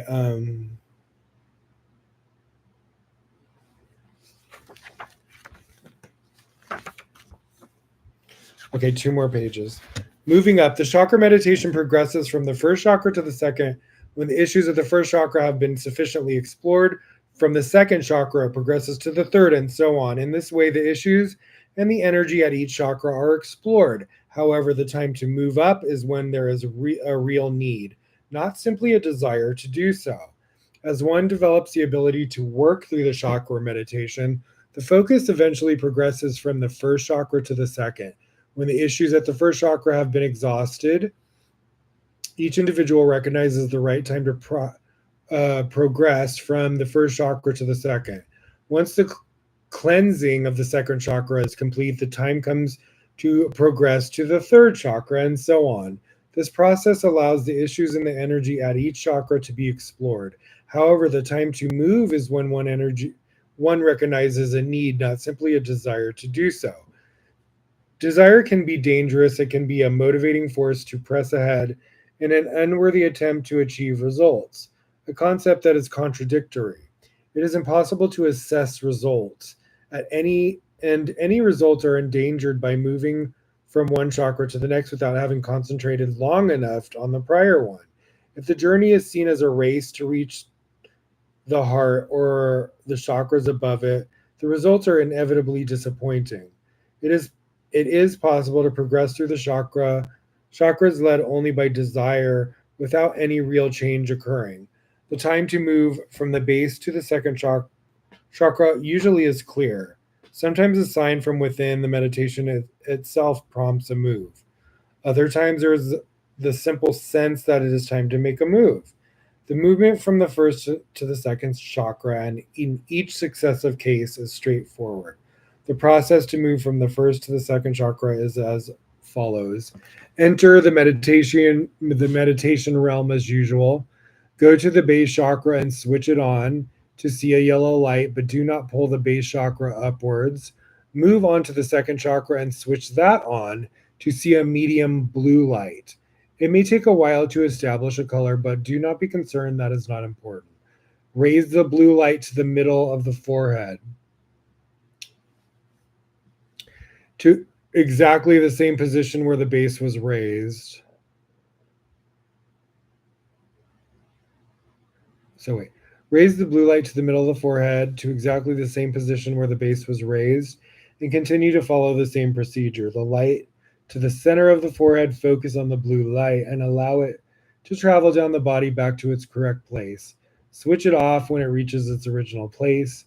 Move down the light of the chakra below, in this case, the base chakra, and switch that off too. Visualize a white light in the shape of an arrow above the crown of the head. Bring the white arrow down through the crown and the body down to the base. Focus on the blue light from the middle of the forehead, then let it go. Oh, wait, did I do this wrong? Oh, excuse me, sorry. Bring the white arrow down through the crown into the body down to the base. Process aims to ensure all the chakras are closed. It is best to repeat it at least 3 times, taking care to make sure no signs of light or its activity are still in the body. Give thanks.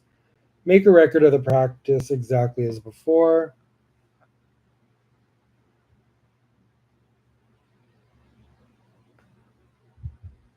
So I missed this little thing in between there where it said focus on the blue light from the middle of the forehead, then let it go. Allow the mind to wander at will without censoring thoughts or feelings. When that process feels complete, return.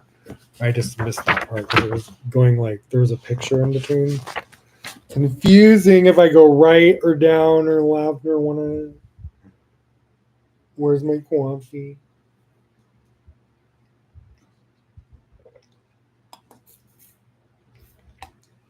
All right, we got one more hour.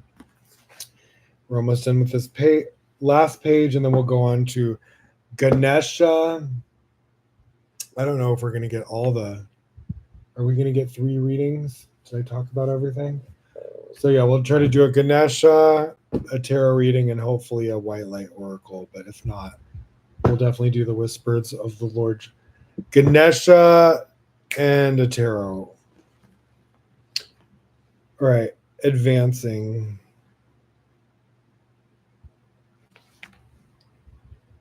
All right, you get the picture. I'm good.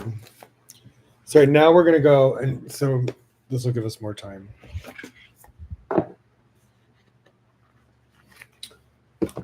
Ganesha, Ganesha, we love you. I've always loved elephants since I was a young laddie. I sure did. No, I really do. I have always loved elephants, and I've always, I think I've had like a few like elephant like things in my lifetime, if I'm not mistaken.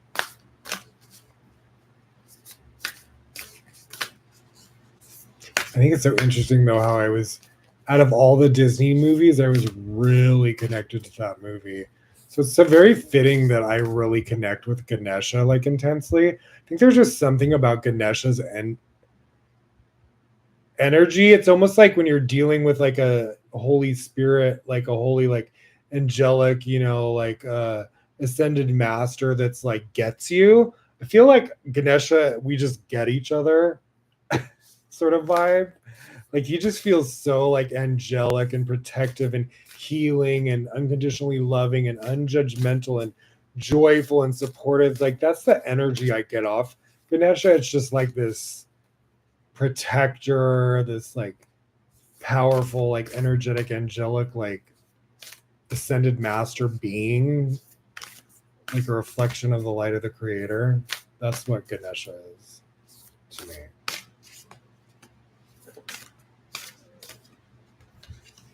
Okay, childlike expression.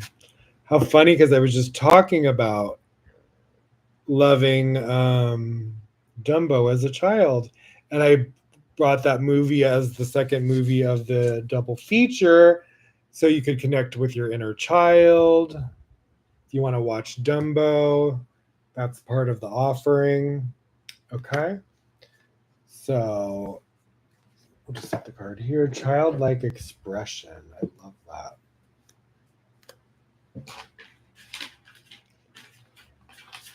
The rest of the deck back.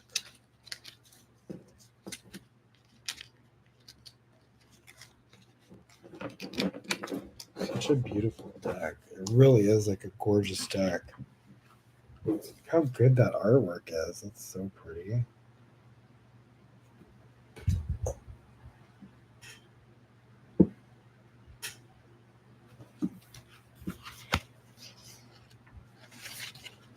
Childlike expression. 12. Ooh, what is this newspaper? Yeah, that just stays in the deck. Okay, Scoozy. 12. Page 30. Okay. Childlike expression. In truth, within every soul exists an aspect known as the inner child. You can champion your inner child's emotional life by listening carefully to what you need and want in your own heart.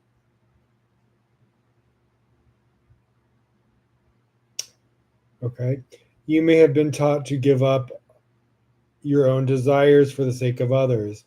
This is not necessary. Ganesha is bringing the guidance that not acknowledging your desires and needs takes away from your life force and defeats your spirit.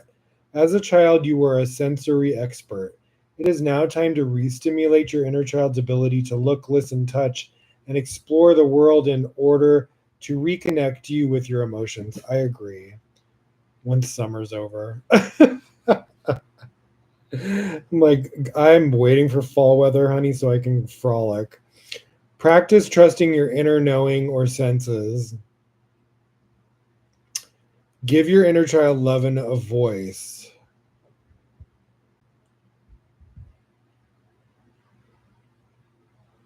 Express your true feelings. Connect deeply to yourself on an emotional level by allowing all of your uncomfortable feelings to reach the surface of your awareness and be seen and experienced. Yes, please. Find patience and joy in simple things. Take a step away from acquiring material things and take pleasure in the wisdom of your own soul. Love, respect, and honor your inner child. Allow time for play in whatever mode that pleases you, be it socializing, singing, yoga, travel, taking a walk, dancing, meditating, or writing. This is how your inner child operates. It knows no boundaries, holds no expectations, and loves unconditionally. That was awesome.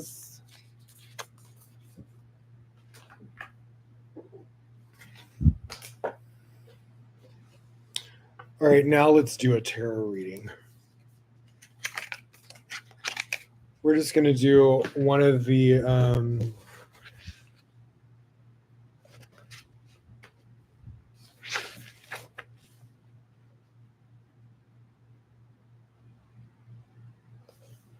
which format do we want to do?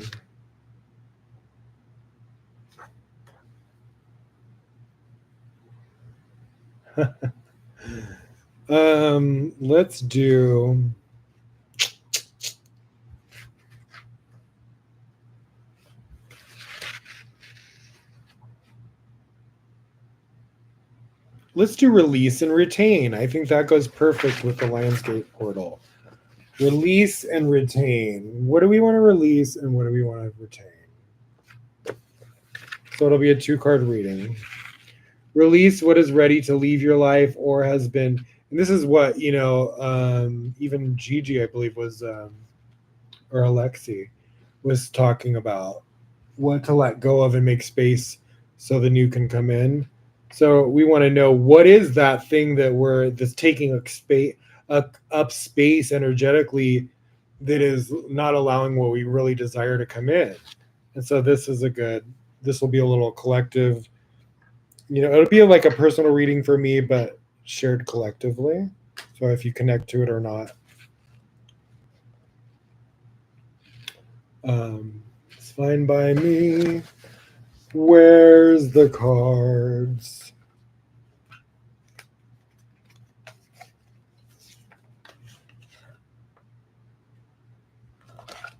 Dun dun dun dun dun. I have that Trina song stuck in my head. I'm the baddest bitch. Okay. Thong thong thong thong.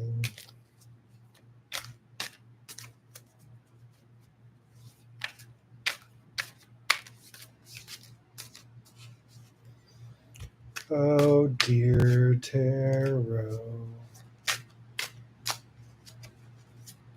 Oh, that fan feels good. I could just sit here and shuffle and let that breeze hit me. Ooh, girl. You doing too much, honey. That's doing too much. No, no, no, no, no. We ain't doing a 15 card reading, no, girl.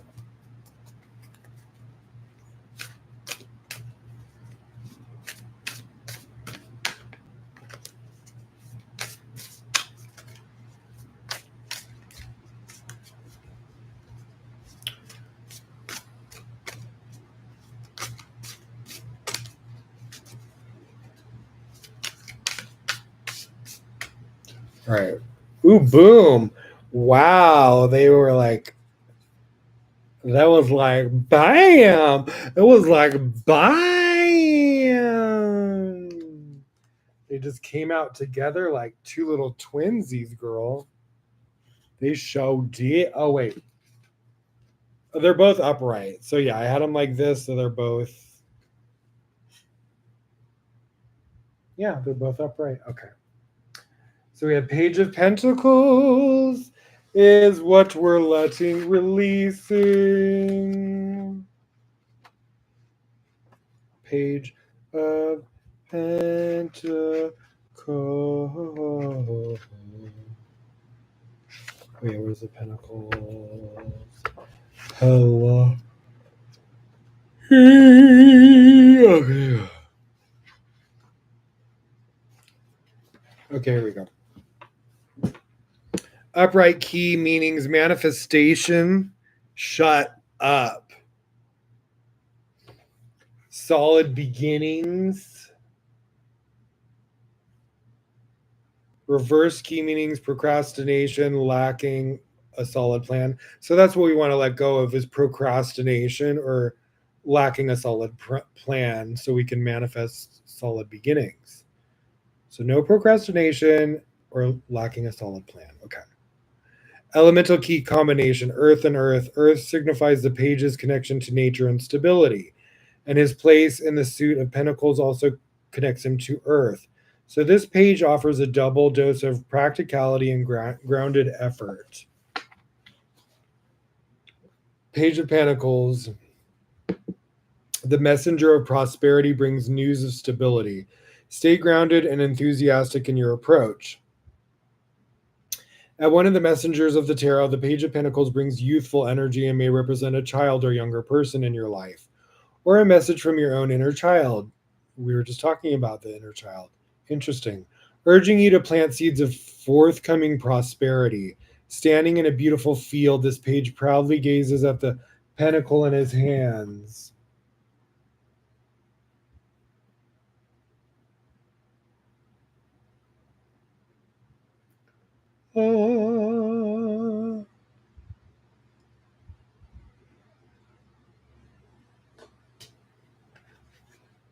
Some trees, a little field, mountains in the background. Looks like a farm area.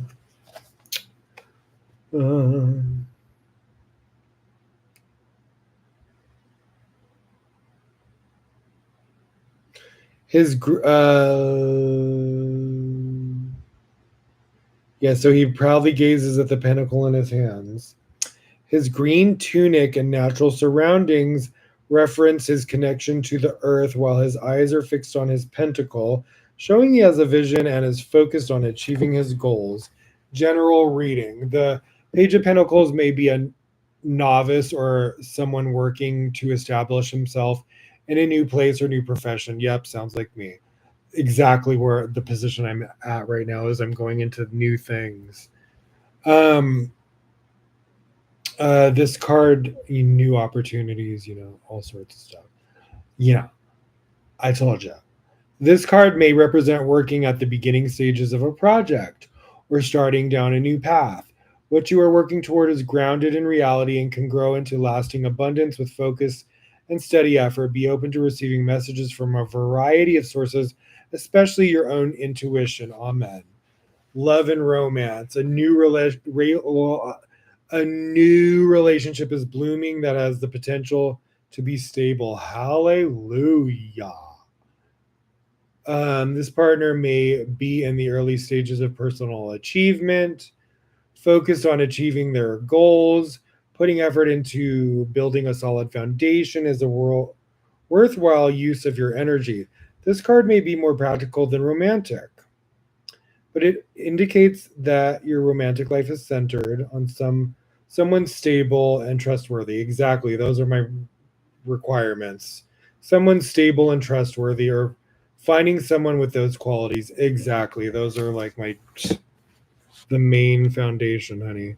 Career and money. You are encountering prosperous new beginnings in the workplace.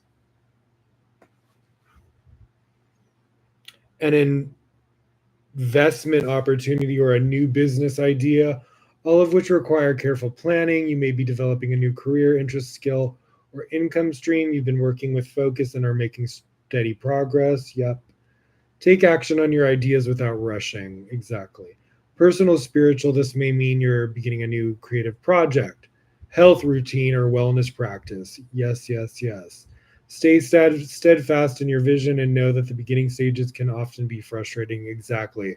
I was just saying that to my mother. It's always the beginning part of something that's frustrating when you're learning. And then once you get in the flow of it, it's just like exciting. Listen to your intuition to guide you to the next practical steps to propel yourself forward. And sometimes that's the hardest part that we ruminate on is just starting something. And then once you start it, you're like, why was I building up so much drama of anticipation of what it's going to turn out to be like? Just do it and see what happens and then pivot from there.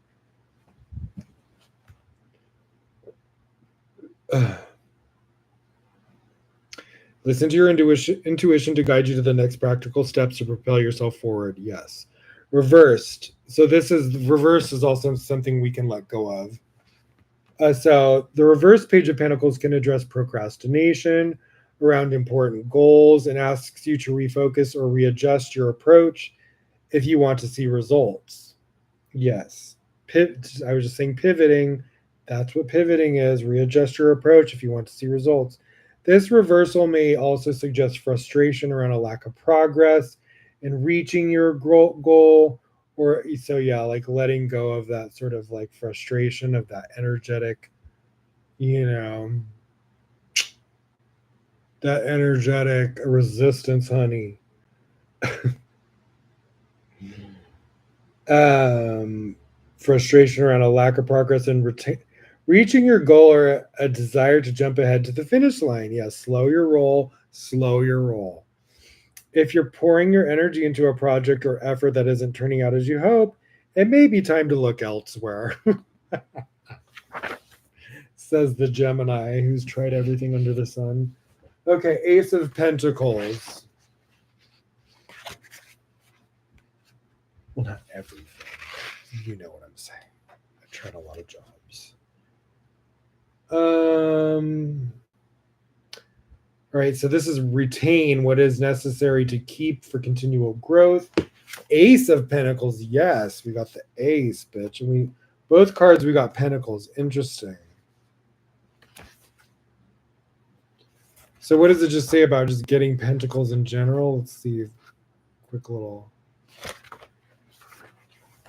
So minor arcana pentacles. The pentacles represent the element suit of earth and the earth signs in astrology, Taurus, Virgo, and Capricorn. Pentacles are symbolic of money, the physical body, nature, stability, and all things abundantly tangible. An easy way of remembering that the pentacles are associated with money, health, and stability is to think about the phrase money doesn't grow on trees, yet money is made of paper, and paper comes from the trees. The idea of planting seeds for future growth is another reminder of the earth element. Also consider stability and how feeling stable in your body is called being grounded. For many of us, feeling stable in the world is linked to having an adequate amount of wealth. All right, so Ace of Pentacles. So this is totally about finances, which is kind of the transformation I'm in. All right, where's Ace of Pentacles? Oh, it's in the beginning. Durr. Okay. Upright key means new beginnings, abundance. Yes. Reverse keys means delayed abundance. It wasn't reversed.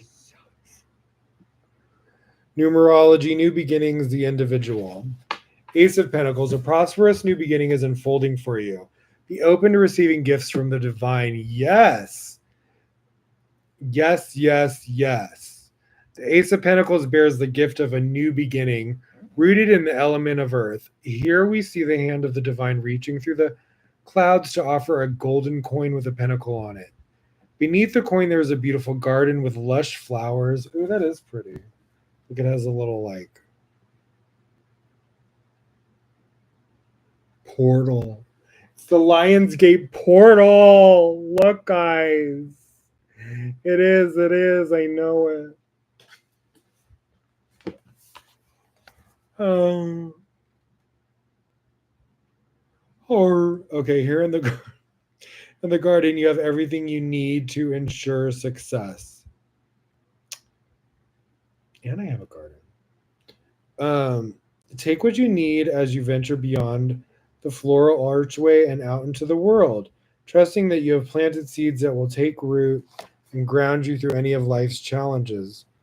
General reading. The Ace of Pentacles signifies an opportunity or gift from the universe in the material realm.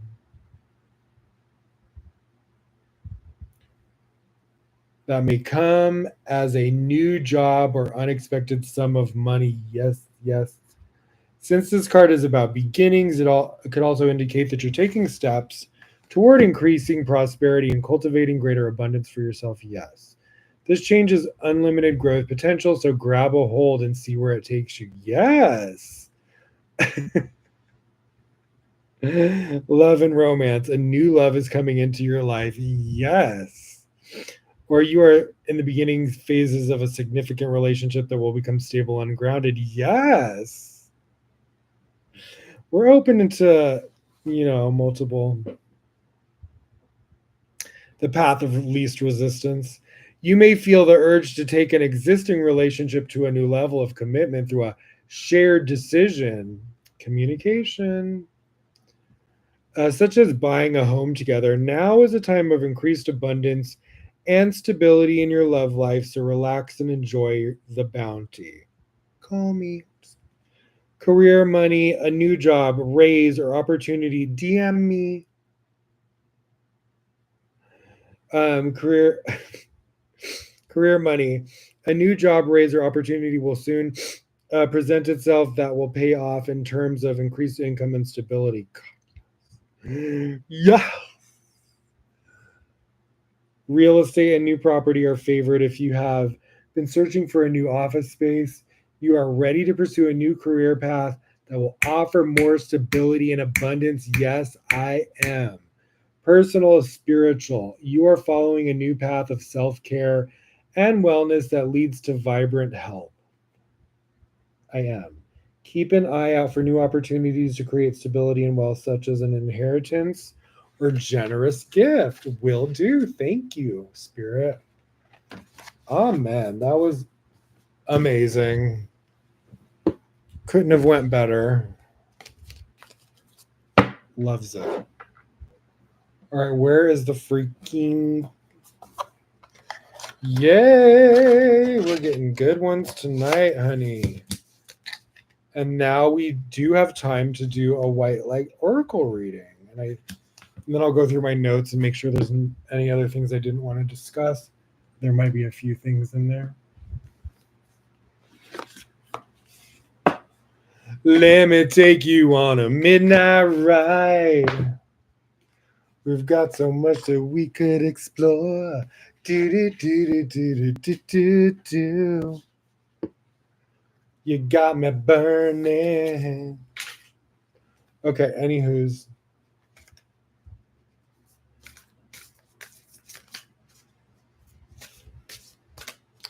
Yes, white light oracle. Here you go. Ooh. Cupio Dissolvi. Look at this little Cupid. Cupio Dissolvi. Ooh, let's see what she's got to say. Me likey.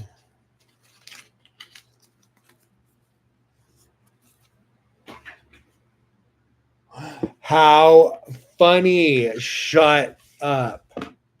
So we just did Ganesha. And look who is the mother of Ganesha, did it say? Parvati. Okay. Honey. See, this is where you got to pay attention because sometimes spirit does something kind of like, and you have to like you got to pick up what spirit is putting down. So we will read Cupio Dissolvi, and then we will, because we have 25 minutes, and then we'll read Parvati, because that is who Ganesha's mother is. Shiva and Parvati. How cool is that? That is just no for coincidence. See how crazy connected I am to like Ganesha? Like that's crazy.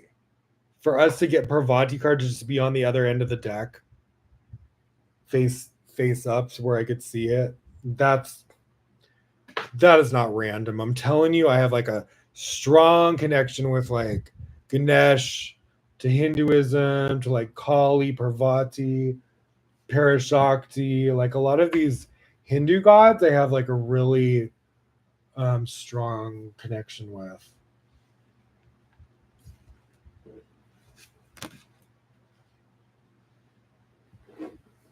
Okay.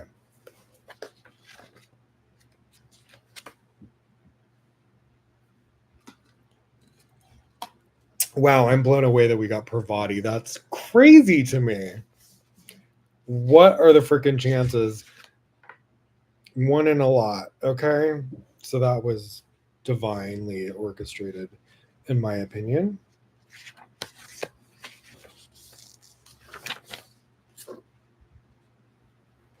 All right, Cupio Dissolvi is number 2, page 49. These are a little bit long, but this should finish up the last 30 minutes. Okay. It is time to let go. Things are working out in their own way. See, oh, this is such. See, you know what? The readings I get with you guys on this channel, you know, on YouTube, my Supernal David podcast, it really is magical. And every time I do a reading for you guys on here, it just doesn't. I feel the magic with every reading I do on the podcast. Honestly, it's like spirit really shows up and shows out, and I'm just like, it gets me like this giddy like excitement. Okay, it is time to let go. Things are working out in their own way. Trust that your heart is wise and is leading you on a soul healing journey and the right spiritual path. Spirit wants to bring you a blessing and a resolution, but you must let go and allow it to happen. Events are unfolding according to a higher plan. Even if your plans are going awry, know that all will come together at the right time in the best way possible. Surrender your struggle and hold on to your faith. Okay.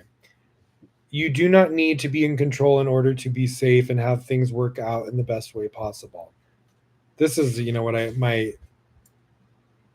my inner being needs to hear sometimes is just because we have those like internal critics. Okay. And in often spiritually deficient modern culture, we have developed a kind of mystical amnesia. True.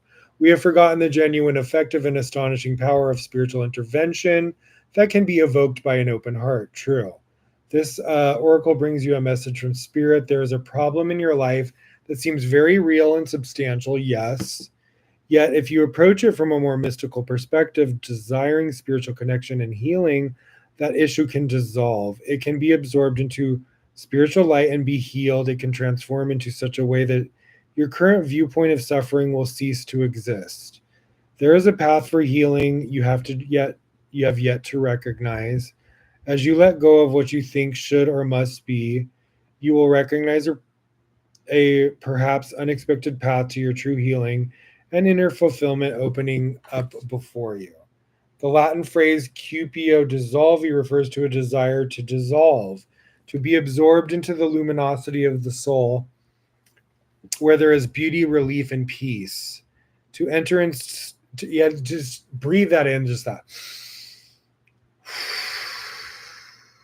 When you just like energetically, resistantly let go of that resistance, and you're just like, you know what, like fuck it, everything's gonna turn out fucking beyond amazing. And I'm like, I feel it with every inch, ounce, and energetic fucking neutron, electron in my soul. You know what I mean? So it's just like I'm letting go of all that what if, how, what, when, where, that fear that the spirit's not going to show up for me, or just let go of that, shake that out. You want to just get out of that even mind frame first of all, and then let yourself energetically get out of that frequency, which is just letting go of it, letting it dissolve, to be absorbed into the luminosity of the soul where there is beauty, relief, and peace. To enter into a state where to enter in to enter into such a state requires a loosening of our attachments and our fixations upon our problems in the physical world. Yep.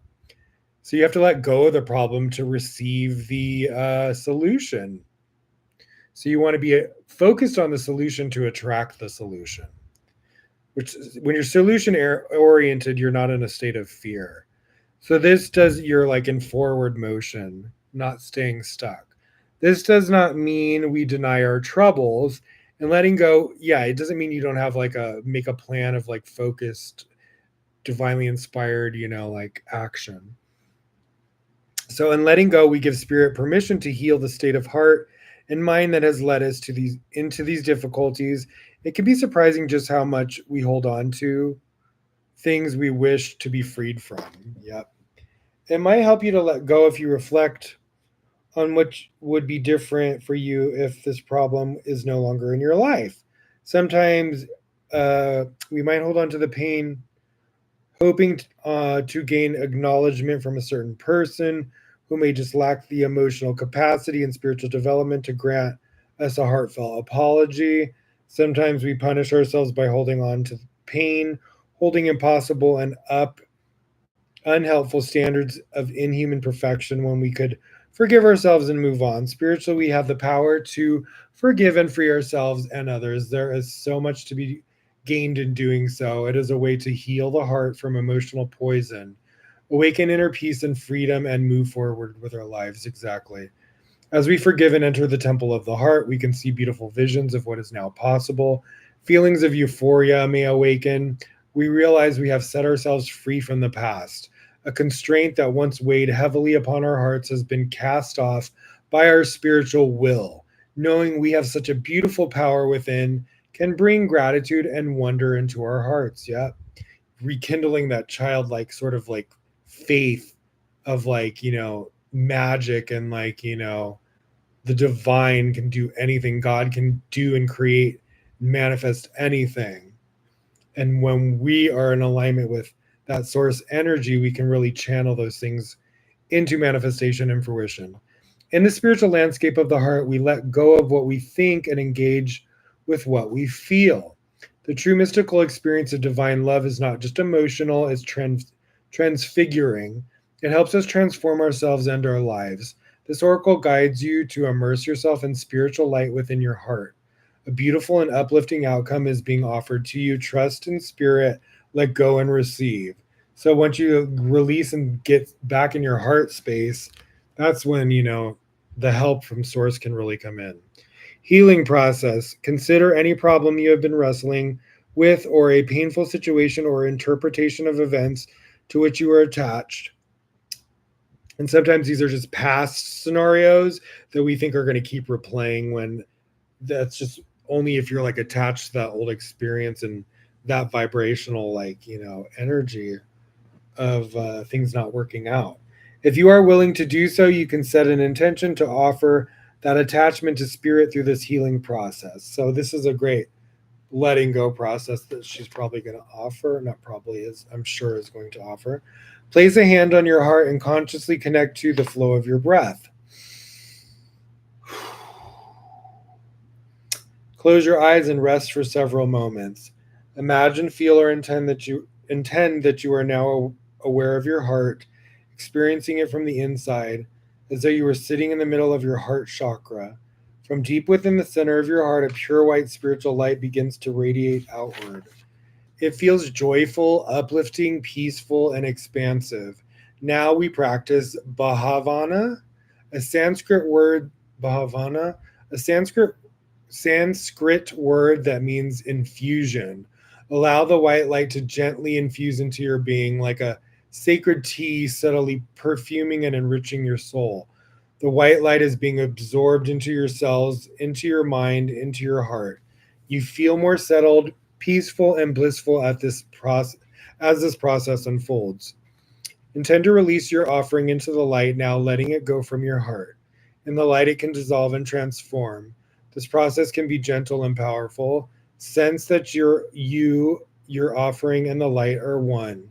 Complete this practice with Manolaya, a Sanskrit word meaning immersion, and complete absorption. Gracefully choose to let everything else go and settle into being one within the light. Take your time and gently emerge from your luminous contemplation. When you are ready, ground yourself and you have completed your practice. Namaste.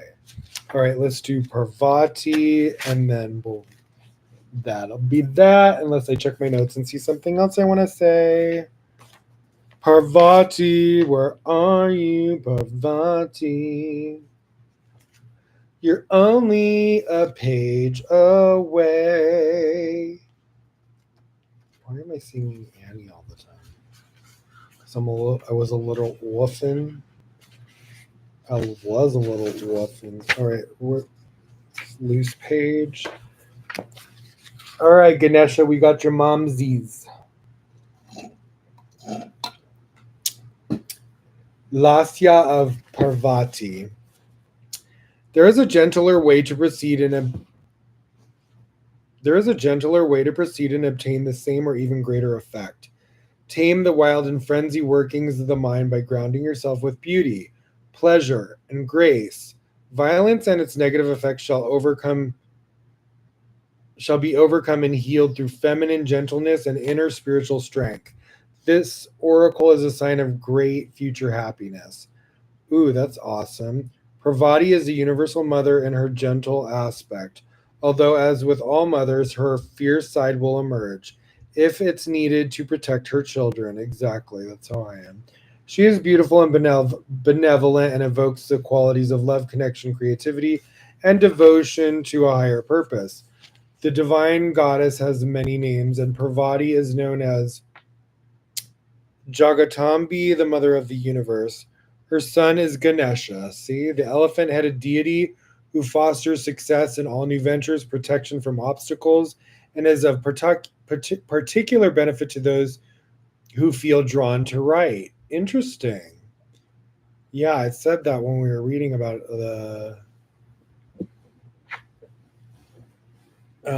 learning a little bit about him. Parvati is mother to all her presence in reading Aguars, Success on every level. I don't know what that word means. Let's look it up. Aguars? Excuse me. I've never heard such a word.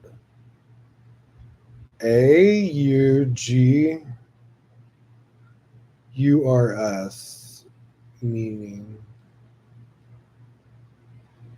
portend a good or bad outcome of an event or circumstance.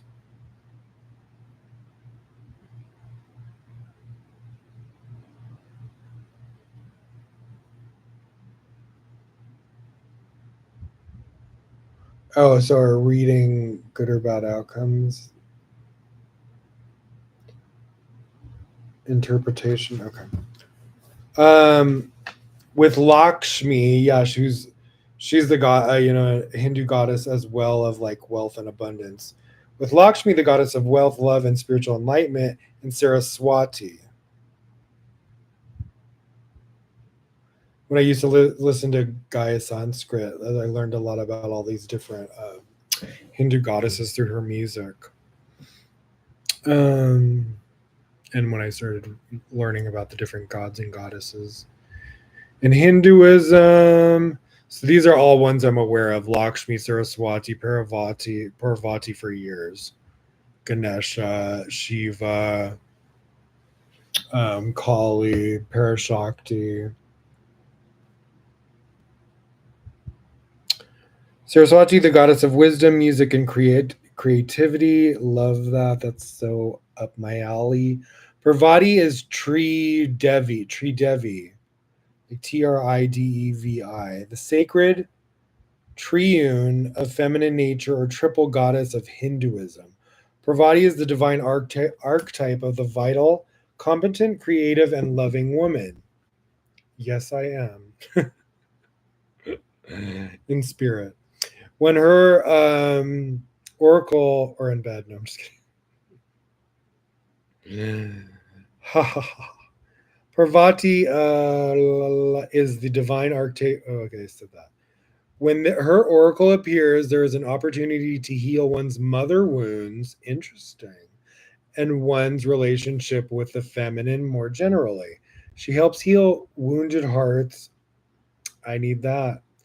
Been going through that. And teaches us how to belong to ourselves just as we are rather than abandoning ourselves to please others.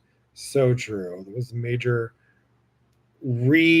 like an old it was like an old trigger was provoked recently, and it made me realize how that's the lesson that I was being taught, is to kind of like not let external energy absorb me so much emotionally, and to be able to have like not abandon myself or my responsibilities or my emotions or all that, or yeah. As Trivdeni, when you connect with Parvati, you also connect with Lakshmi and Saraswati. Interesting. So creativity, abundance, as all three are one. So this oracle also brings comfort for matters to do with material prosperity, love relationships, expressing your voice, and fulfilling your higher purpose. That's what I'm about, honey. That's what we got going on right now. Parvati is the consort and wife of the wild god Shiva. She loves to meditate and has a fierce temper when distracted from his spiritual practice. Wrathful as he can be, he is a protector deity and the destroyer of evil. I love Shiva. Parvati stimulates her husband's passion through her skillful practice of yoga. I bet she does. He is roused from meditation by the powerful energy she generates, and he performs his fierce cosmic dance, Tandava. I've never heard of that. Which brings, it sounds like a cosmic dance. Which brings, we got to look that up. Which brings an end to that which needs to be annihilated so new life can emerge. So let's see what. It says when you Google Tandavas, that's a kind of dance. Tandava. Tandava.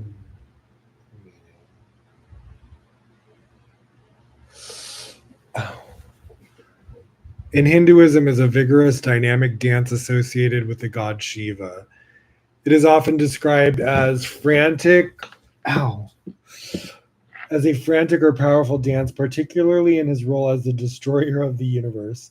However, it also represents the cyclical nature of existence and encompassing creation, preservation, and destruction. There are different types of Tandava, including the Rudra Tandava, violent and fierce, and the Anada Tandava, joyful and blissful dances. Okay. The vigor of Shiva's dance in our lives can be intense. Parvati's dance, Lesla, Lasla,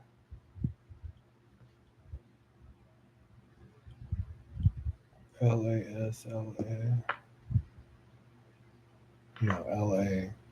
Lasya.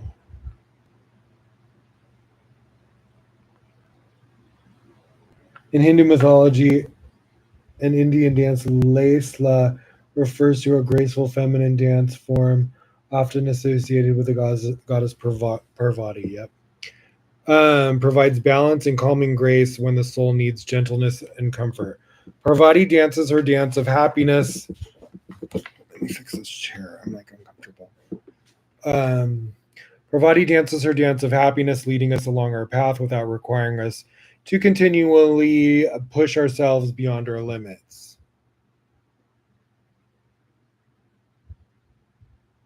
Oh, without requiring us to continually push ourselves beyond our limits.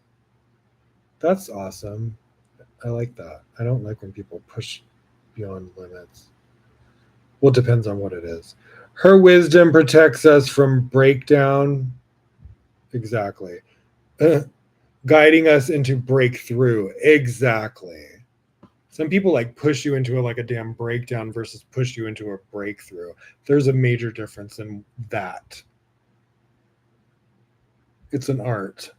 Her oracle indicates that even though we may grow through intense challenges, there is a common calming influence which can help us if we are willing to allow for it and be kind to ourselves. True. When Parvati knows that a more dramatic intervention is the only way to conquer a particular evil in our lives, she will manifest as the ferocious goddess Kali. One story holds that Kali was so intent on destruction that the fate of the world hung in the balance. So her husband Shiva appeared before her at a crying babe, which instantly evoked her maternal instincts and calmed her back into the state of her state as Parvati. We can trust that the Divine Mother loves us and responds to what is needed, but also knows how to get things done without being more heavy handed than necessary. She is genuinely moved by her suffering and will manifest in whatever forms are needed to heal. Her oracle asks you to invoke her and trust what transpires is from for your healing and spiritual fulfillment, giving up the notion that the deeper issues require the most difficult path to heal. I agree. Exactly. It doesn't have to be difficult. Honestly, sometimes it's just letting the light in, letting the energy in, letting go. Let her Lacia surrendering. Let her Lacela dance of happiness and grace unveil a gentler and more loving way. Exactly. There's a better way. Healing process. Connect consciously with your breath as you become fully present in the here and now. As you breathe in, your awareness disconnects from distractions around you. As you exhale, your awareness settles deeper within. Your awareness is like a white feather drifting down through the air, rocking ever so slightly to one side and then to the other, finally settles upon the inner bedrock of your being.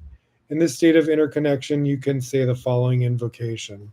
For the spiritual benefit of all beings, I call upon the Divine Mother Parvati For her blessings of spiritual grace, happiness, wisdom, and healing. May I recognize and embrace the gentlest path for the effective healing and loving self transformation. May the triple blessing of Tri Devi grace my soul for the ultimate benefit to all souls, so be it. Now imagine, feel, visualize, or intend that you see a glorious goddess of white light, graceful, kind, and loving, devoted to you, gazing upon you. From her loving gaze emerges a protective field of powerful white light, which enters your body, heart, mind, and soul, clearing and healing the blessing and blessing you from within. That light expands so softly. That light expands to softly touch, bless, heal, and illuminate all the spaces within and around you on every level, through all dimensions. Let this happen to the extent you can. Allow it to feel as euphoric or peaceful as you wish. Rest in this energy for a time. When you are ready, bring yourself back to the present moment by grounding yourself, connecting with the flow of the breath in and out, and hydrating your body. You have completed your healing process. Beautiful. All right, guys, let me see here. Is there anything I missed in my notes? 444. Look at that. We're in alignment, babies. Look, that was crazy. We were in alignment with the Lionsgate energy. Synchronized, finished the last thing, looked at the clock, 444. That's a sign. Let's write that down in our notes. Oh, yeah. So we're going to write down what we want to manifest. 444, which is interesting because it's very close to 435 of the was it 435 hertz? Was it 435, 432 hertz? I'm like forgetting.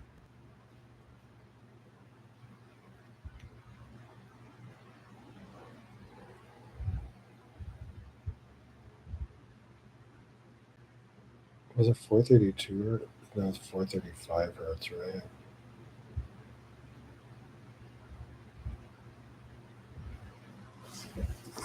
Ow, I almost dropped my phone.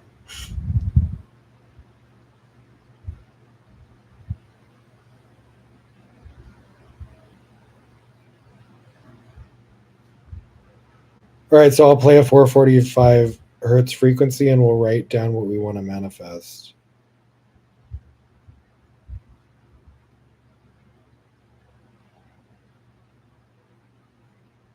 Why is it showing all these 444, 445? Okay, 432 hertz, or is it 432? All right, here's 432 hertz. I think it's 432. That's what my instinct said.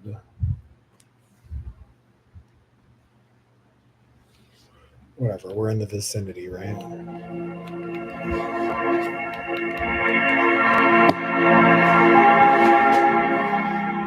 All right, dear universe, dear Lionsgate portal, dear Ganesha, dear Parvati, dear ascended masters, dear archangels, dear fairies, dear all positive spirit guides of the light of the Creator. We would like to manifest. So we'll write down, we're going to say it privately, though somebody told me that too. So write down whatever private manifestations you want to manifest from this Lionsgate portal right now, and we'll keep them private.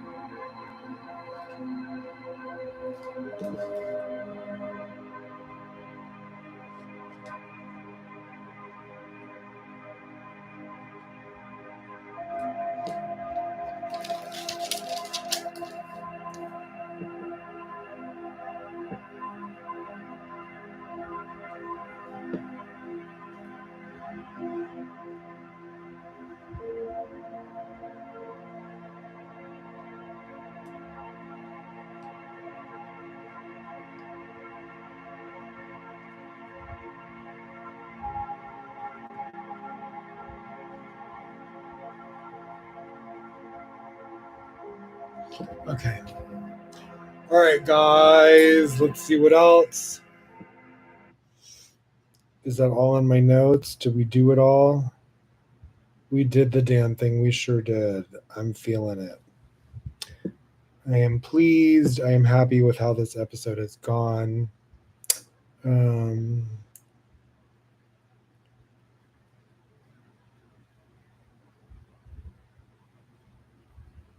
no, I think we talked of everything that I wrote down. Yep. Okay, guys.